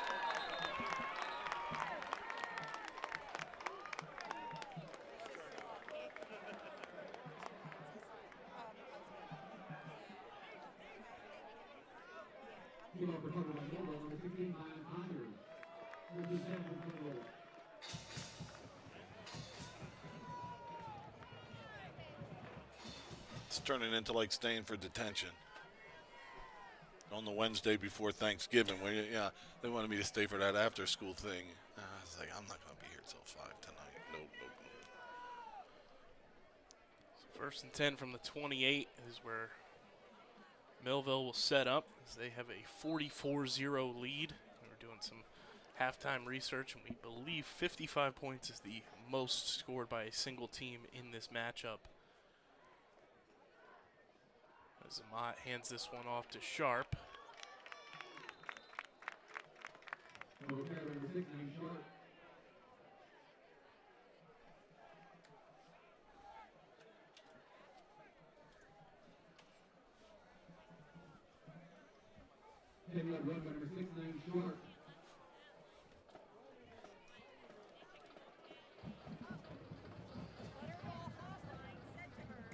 Hands this one off to Sharp once again.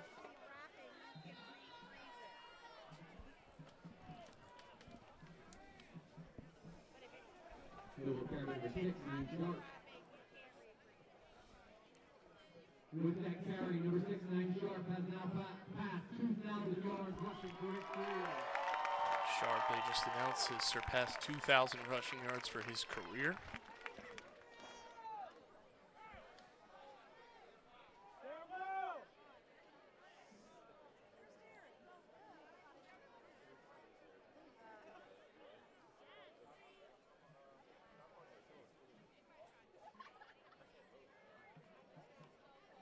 Zamak going to run this one. He gets taken down by Borte and Mason Afanador.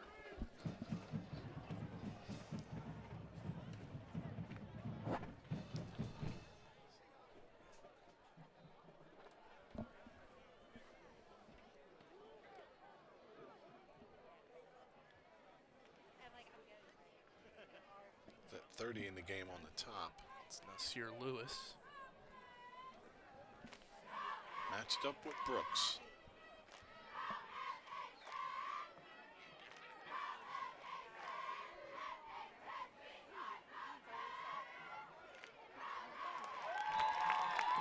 And Naeem Sharp finds his way into the end zone.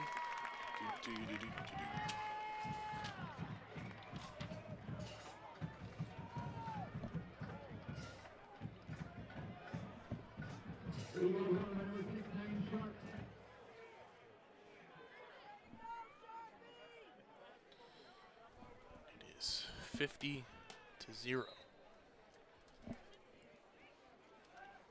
Millville just going to pour salt in the wound and go for 2 here.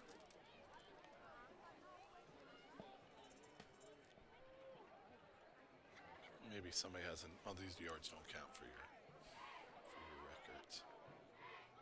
Samant off the hands of Breon Cuff Jr. So So with 8:40 to go here in the third quarter, it's 50-0 Millville. All right, let me take a deep breath and give this a shot here, Kyle.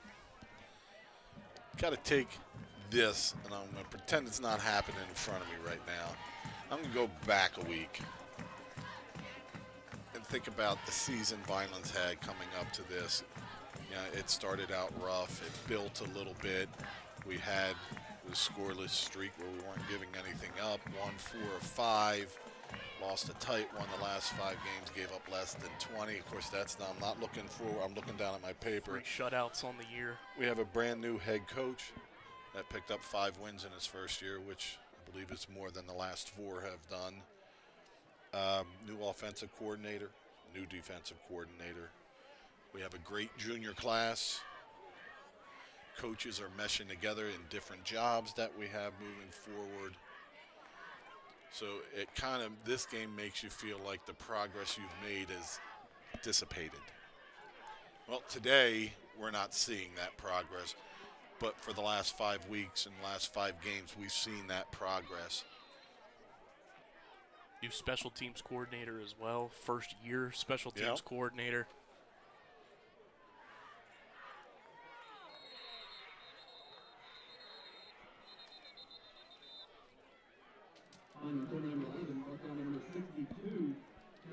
So you got to look at your personnel for next year, and we mentioned a great junior class coming back.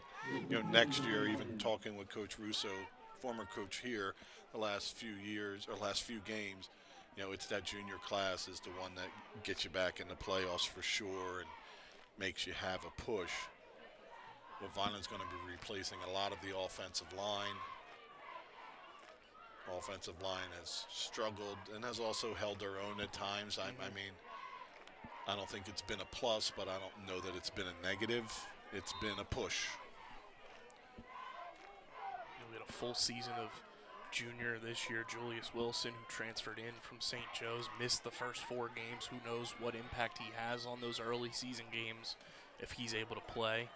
And dynamic running back Charles Clark. He'll be back from injury.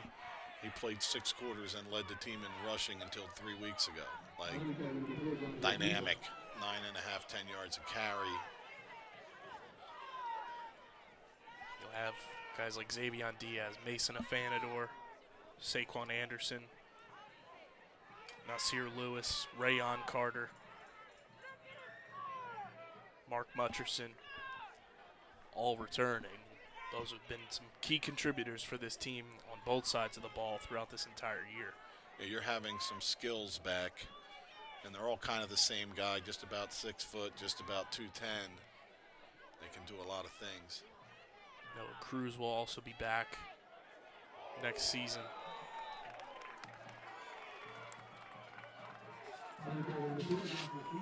That should be a flag. Jennifer Holloway.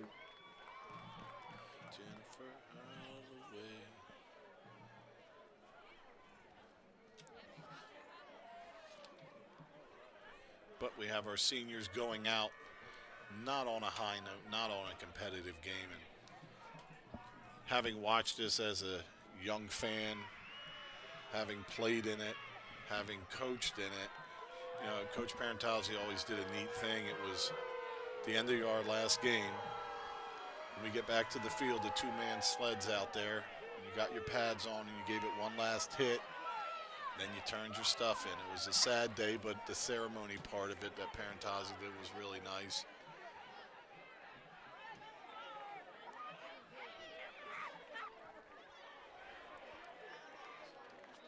Kind of a slip little screen in the middle, goes nowhere. Vineland the punt.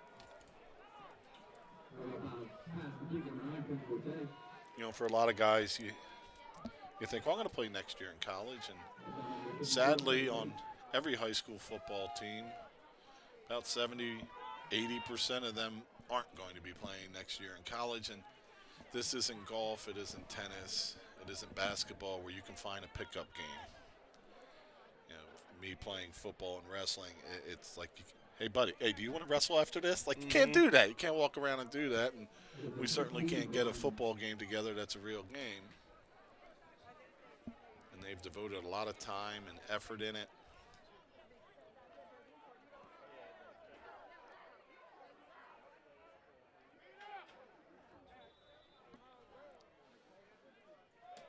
Have some young coaches back on the staff. Seymour is back. Lucas Nelson, not as young. I coached him, so he's not super duper young, but Lucas Nelson back in there. Ryan Shelton, Marcelino Ojeda. Yeah, Shelton's the big one. He's really taken to it. You know, Ryan, his senior year, massive catch playing tight end, led the team in tackles with 11 that day. Went away to school, he's back and played. He's back home and just had a fantastic first year of coaching. And it's not that it's going to go away. I mean, he's made the connections. He's had a really strong year. And I think those 5 younger coaches, you know, Shelton, Lucas Nelson, Marcelino Ojeda, Davon Seymour, and Reggie Teamer all coming in this year, I think really bridged a gap that was kind of there the past couple of years with the connection that they have, being former players, being so recently removed from being out on that field. You know, you look at Marcelino, he graduated in 2021. He played with some of these guys that are out there today. So to have that connection there and kind of that fresh perspective in a lot of coaching aspects, as well as bringing Cliff Smith back to be your defensive coordinator. You know, Coach Hendricks stays on staff and says, I'm going to do what I can to be a part of this team, and becomes your offensive coordinator after being your defensive coordinator last year. I think the sky is the limit for this coaching staff. They all work really well together under Coach Guzman, and I think, you know, they're only going to continue to get better as a staff as the years go on. And coaching football is one of the harder things. I mean, it's a great game to coach because you have such impact in the game. And tackled after, probably a little, yeah, he's got the first down. But like when I coached wrestling, there was probably 20 human beings that believed I was a moron and didn't know anything about wrestling. But there's only 20 people that kind of know a little bit enough that they can make a statement. And of course they were wrong. But anyway, football, everybody thinks they know it. When I go to the home Eagles games, the guy near me knows all the answers, and when they run it 3 times in a row, there's some good pressures. I'm out flushed. He wants to take it himself. Cuts to the inside. There's an opening, and in Zamont, the senior, gets his score. And that is a new single-team record for points scored in this matchup. And I talk about fans because you've gained a lot, and now it's going to be the Millville game. And when you're a young coach, you can speak to it.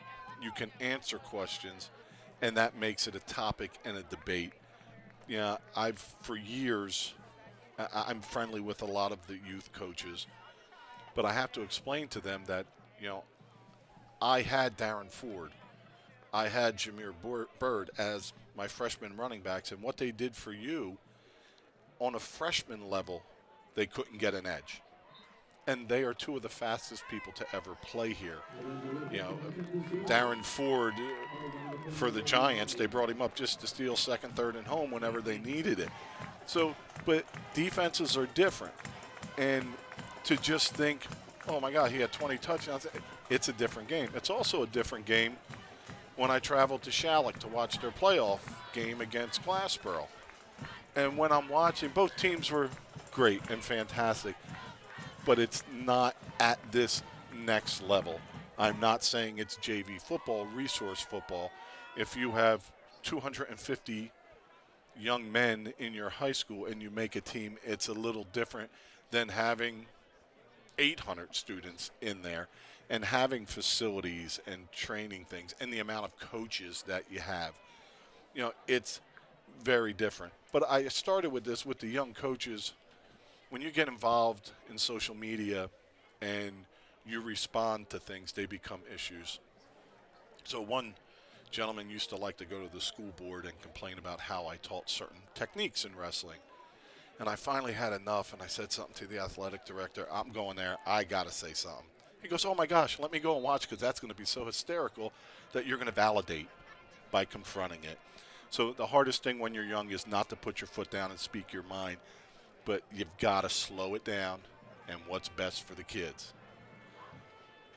Yep, and as Coach Guzman always says, on Guzman's Gridiron that you can tune into every single week during the season on the Underground Sports Philadelphia Podcast Network and on our YouTube channel, we're in the business of kids.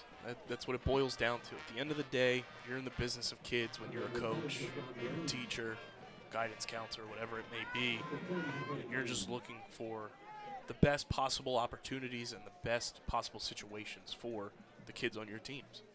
We have 2 midget football leagues in town, and every coach at both of those places put the time and effort in to groom these players and to make them better. Everybody has the same goal in mind, to make great football players, have them develop into great high school football players. And when it works better for one than the other, or it works better here than it does here, everybody's still fighting the same fight, and we just all need to get on the same page and check our egos. And that goes from high school, checking egos, down and respecting midgets, to the midget leagues, also checking some of their egos and listening. And not that anybody has a horrible one or there's this war going on, but it's so hard to get everybody to pull together, especially in a game like football. You know, we can talk about our baseball swing or our stroke when we're swimming and not compete with each other. But it seems like in town, football has gotten like politics, where if I'm a Republican and you're a Democrat, we hate each other and can never talk to each other. When football used to be, you're a Cowboys fan, I'm an Eagles fan, I hate your team, you hate my team, but we love football. And we got to get back to that. We love football. What can we do? You know, Coach Russo started it out with saying we just need to keep the Vineland players in Vineland. And that got us step into the right direction. Me working out at Bridgeton, the season ended, and I have kids in my office telling me where they're going to go next year to play. And until Bridgeton's able to keep their guys, it's going to keep being what it is. You have to keep your guys. And Vineland's done everything in the way of the extras, the social media, the stadium, the field, the video scoreboard. You know, Uniforms. the uniform combos of everything. You know, the meals they're provided, study halls to keep their grades going. I used to have, when I was coaching, some kids would think about going to St. Joe's, and St. Joe's has a great coach and a great program. But they also play on a pasture in a tiny little stadium with one set of this and one set of that. When I coached, I really didn't care what the heck we wore, where we were, but it matters to the kids today. That social media presence matters. When Vineland's blasting out the scores, blasting out on the big screen, the students having the television broadcast for it. These are things that help keep them there. And I think we have the right coaches in place to be able to do something with it. And we did in year one. Started 1-5, hit 4 in a row, 5 wins for a whole new coordinating staff from specials onward. Tank's just going to sit it down. And the unselfishness here, I mean, third different quarterback. You know, Tank wasn't really thrilled to be going to quarterback and managed to win 4 or 5 games for us at the end of the season. You know, he'll most likely be a defensive back at the next level. He has offers, fantastic grades.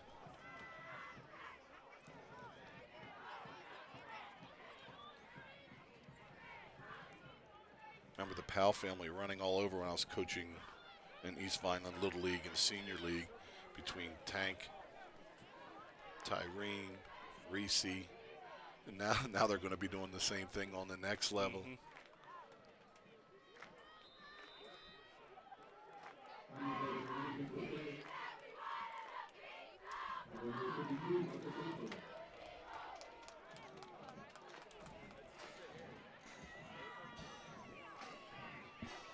I had one point I wanted to talk about in a tight game, but I'm going to let that one slide. Cut a break to nothing to do with football, but just a little bit of humor thrown in, but not feeling very humorous. I on my side of things, I'll be answering questions today, even from the randoms. I thought you said they were good in the defense. They are. This Millville team is just that good. And congratulations to Millville.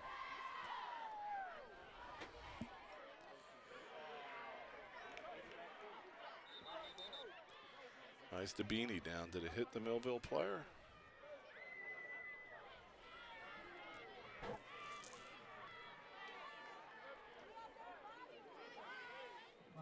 Once in a while you have the real smart football player that when you're down a punt, you need to control the ball. You can't just touch it. So after they touch it, you have a free run with it. You could fumble it and nothing happens. You get it from where it was or where you're at. Kind of similar to dropping back and catching a long field goal attempt.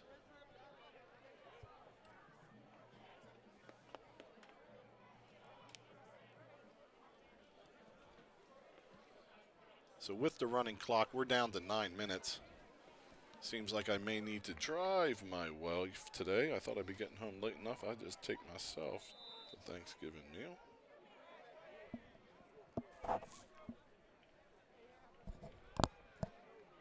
This one's handed off. A big time run by Aiden Dawkins.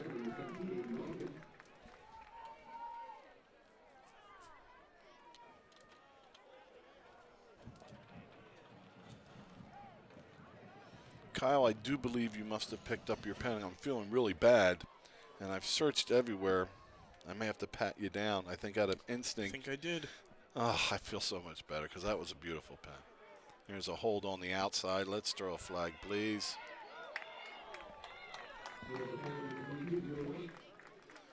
It's near White on the run.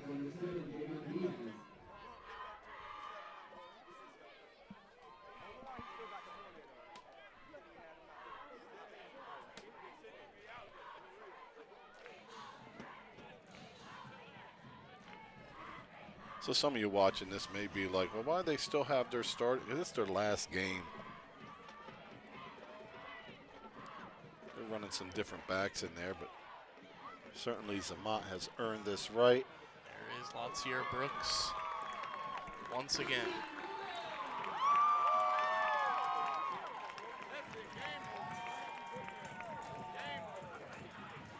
Well, he's caught him a lot of different ways. That one was a catch and a big hit, able to hold on.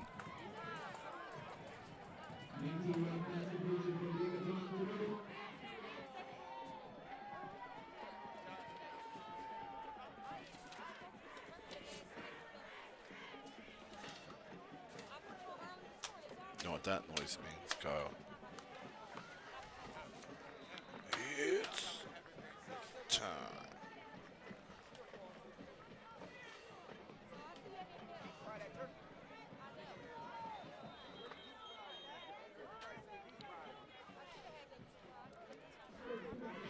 Millville with 12, they'll move them back for the kick.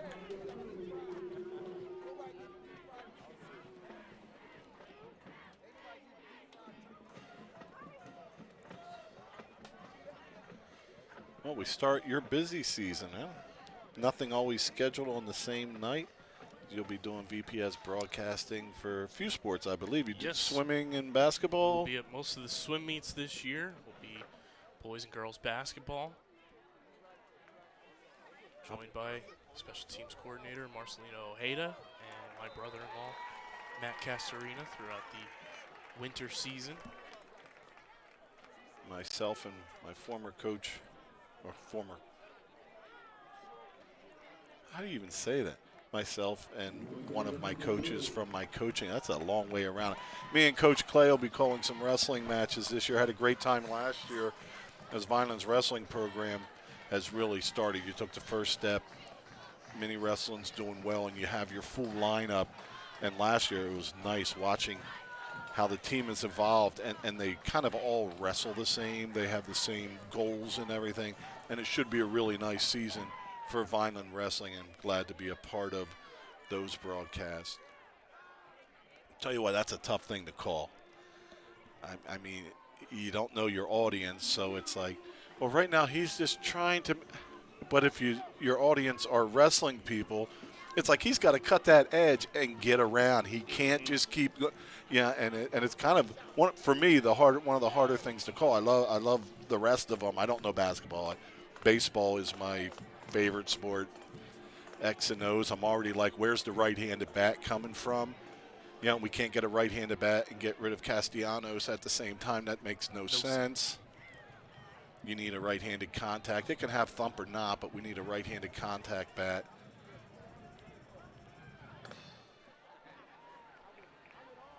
Mark Mutcherson, that one's off his hands. Let's go, Mark. Mutcherson's had a nice season for Vineland. Kind of as the year went on, he's grown in his role, whether it be at the tight end position or the defensive back.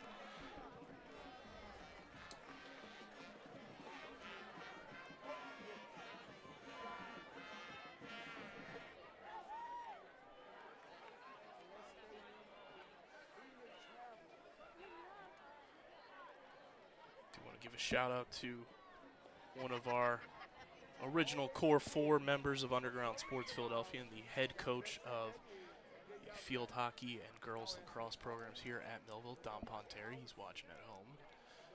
He's watching some of his students play and gave him a little jab. I said, I know you're really listening to hear me on the broadcast. Vineland alum, class of 2012 with myself. Adds up quick. When I start doing the math on mine, I got to wait till 2027. Then the math gets a lot easier. Tank gets taken down.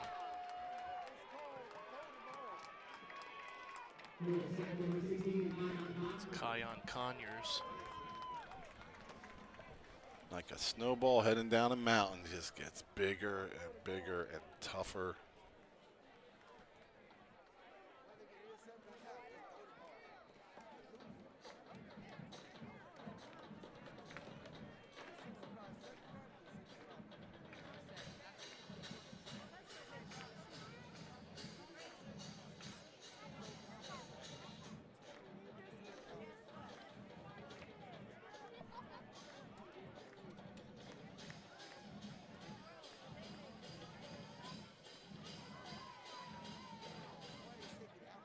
Forte with a nice hard run. 5 minutes to go.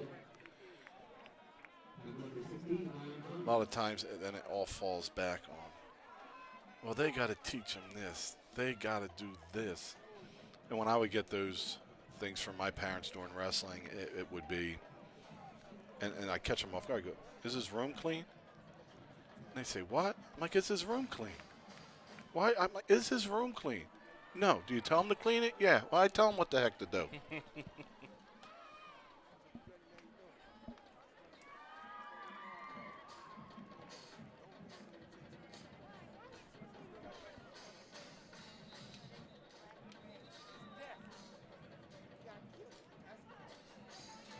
Looks like we've got a timeout with 4:14.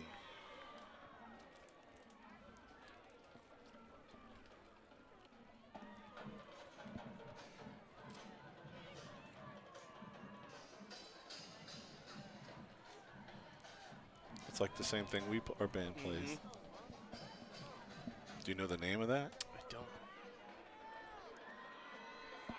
For everybody, that would have been nice to get our drum line with theirs for that Yeah. one.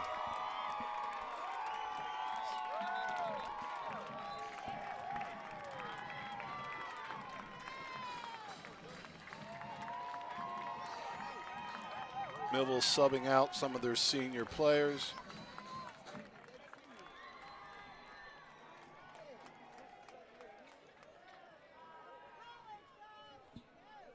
Right now, I'm liking my 0-0 tie.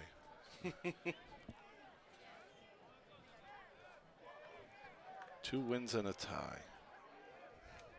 Back under Coach Parentazzi, no freshman, no matter how big, how good, or whatever, played varsity. So a lot of us that could suck some weight would go play for Coach Heck in midget football that 9th grade year, then come up for 10, 11, and 12, and he's open and overthrown.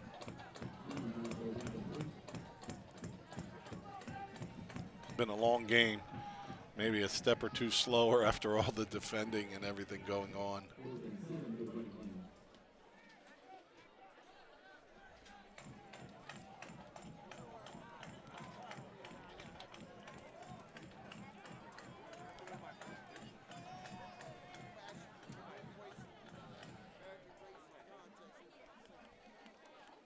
Another one of the seniors we're maybe getting our last look at for Vineland now is Greif, who's handled the kicking duties for quite a while and been a real plus for the program. Was his 3 points to get that 3-0 win over Pennsauken, all-conference punter and kicker. Puts this one back to the 45. Mutcherson in pursuit. He gets by him. There's a wall of blocking out in front. Oof.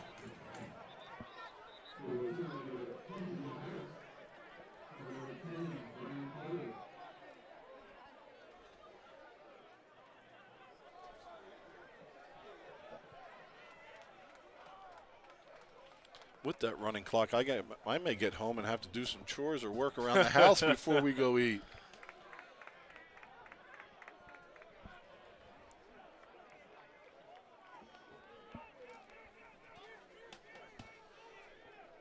So, Kyle, is this your second here in Millville, Colin? This is,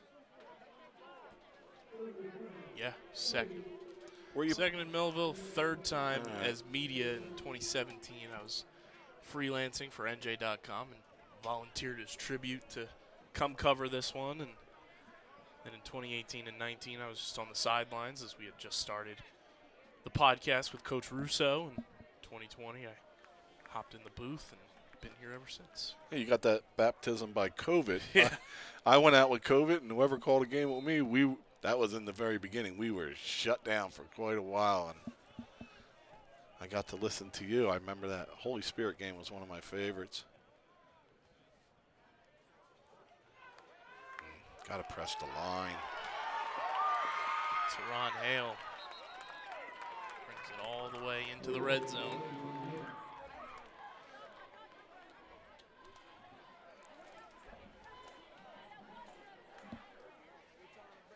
I'm watching. I'm like, oh, we're all right. We're all right. And then we scored late in the first half. I'm like, oh, boy. That's when I was on COVID lockdown. My wife sent me to the shore house. I was the only human being on the block. Highlights were walking on the porch and watching them fix the road. Started watching Lucifer, which was nice. There's a lot of years of that to watch.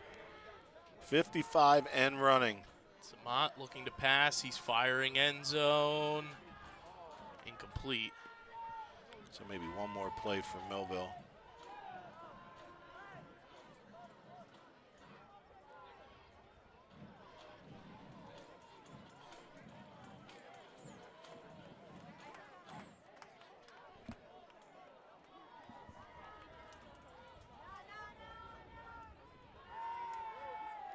Please just double up that top guy. It's going there again.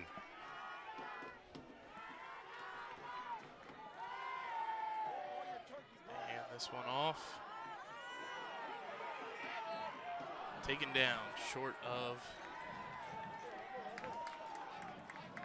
the goal line is Aiden Dawkins.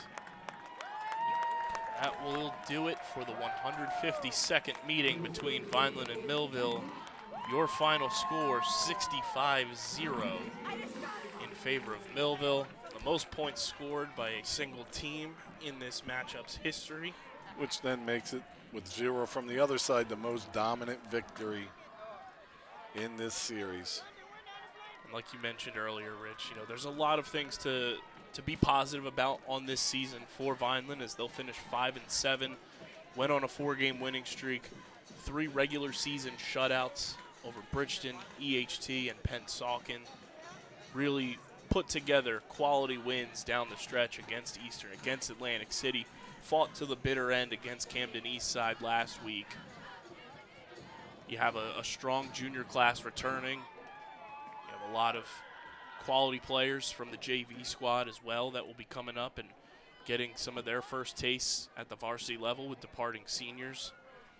And you have a coaching staff that now has a year of work under their belt together as a staff, that they'll continue to build this team and look towards getting to 500, getting over 500, and getting back to the state playoff like they were just shy of doing in year one under Coach Guzman, who, as a year one coach, you can't be more impressed by the way he handled every situation, from getting hired to the run that they went on, the roller coaster ride that it was. A very impressive year overall for Coach Jose Guzman. Yeah, the late hire, that put him behind the 8 ball. It made it a little tough to get all the staff in and players, you know, what you're going to do with them. But it's a nice job by Guzman. If you were winning a game, losing a game, winning a game, losing a game, but to start 1-5, keep your team together, and then play some really good football is a testament to the whole staff led by Coach Guzman. Because it would have been easy. It's a new guy. We're 1-5. Blah blah blah blah. And instead, you end up winning 4 or 5 in a one-score game, and the one you lost coming into this Millville game. But congratulations and hats off to Millville. A dominant performance. They show why they're in the top 10 in the state and why they're such a good football program. Just really outstanding job. Congratulations to the Thunderbolts. And let's do this again. We'll probably start week -2 next year, because it seems that we start earlier and earlier. It used to be week 0, and then we hit a negative this year. So we shall see, and hopefully we'll be back together. Kyle, thank you for everything this year. It's been a pleasure. And our crew. It's always a pleasure to be on the broadcast with you each and every week, Rich, during the football season, and it's always a blast watching the Vineland Fighting Clan every single Friday, Thursday, whatever it may be. Big thank you to Doug Diola, our senior producer, and our entire production staff for the brilliant job this year with our broadcast every single week, whether it was sun, rain, and everything in between. They made it happen, so big thank you to them for making us sound good and making the visuals look even better for you at home. Final score, 65-0 for Millville. And one more thing. Our week is done, but there's a parade to be taped, and I'm sure Doug will be out there doing that. And that's one of our highest viewed events. Yep. We've got football mixed in with some National Honor Society, Mr. Vineland graduation, and the parade is a big one. So best of luck to the marching band as well in the parade and the rest of their season. Big thank you to everybody who's tuned in this football season to our broadcasts. It makes our jobs that much easier to just bring you football each and every week. Already looking forward to late August being back in that Catone Stadium booth for the first time in 2024. Congratulations to Coach Guzman, this entire staff, on just an overall brilliant first season, and I know they're building towards bigger and better things going into year 2 with this staff. Kudos to all of our seniors as well. Best of luck in your next endeavors. Best of luck in any other sports you partake in this school year. And happy Thanksgiving to everybody watching at home. Final score, 65-0 for Rich Scarpa and our entire production team. I'm Kyle Bennett. Have a safe and happy holiday weekend, and we'll see you with the winter sports schedule. The Red and Gray Gridiron Club would like to thank the following sponsors for their support of the Vineland High School football team this season. The Greenview Inn at Eastland Golf Course, Reconstructive Orthopedics, Newfield National Bank, Van Dodge, Allen Associates, TechNed Consulting, Medio Law Firm, Barufi Brothers, G&S Dry Cleaning, Vineland Education Association, Dr. Michael Gorson General and Cosmetic Dentistry, The Claridge, a Radisson Hotel, Larry's 2 Restaurant and Catering, Botino's ShopRite, Coraluzzo and Torrisi Petroleum Transporters, Richland Carpet, Manny and Vic's Pizzeria, Sir Speedy, Rap Performance, specializing in custom apparel and promotional items, and The Sweet Tooth. The Vineland High School football team and coaches thank everyone for their support on and off the field and look forward to another successful season.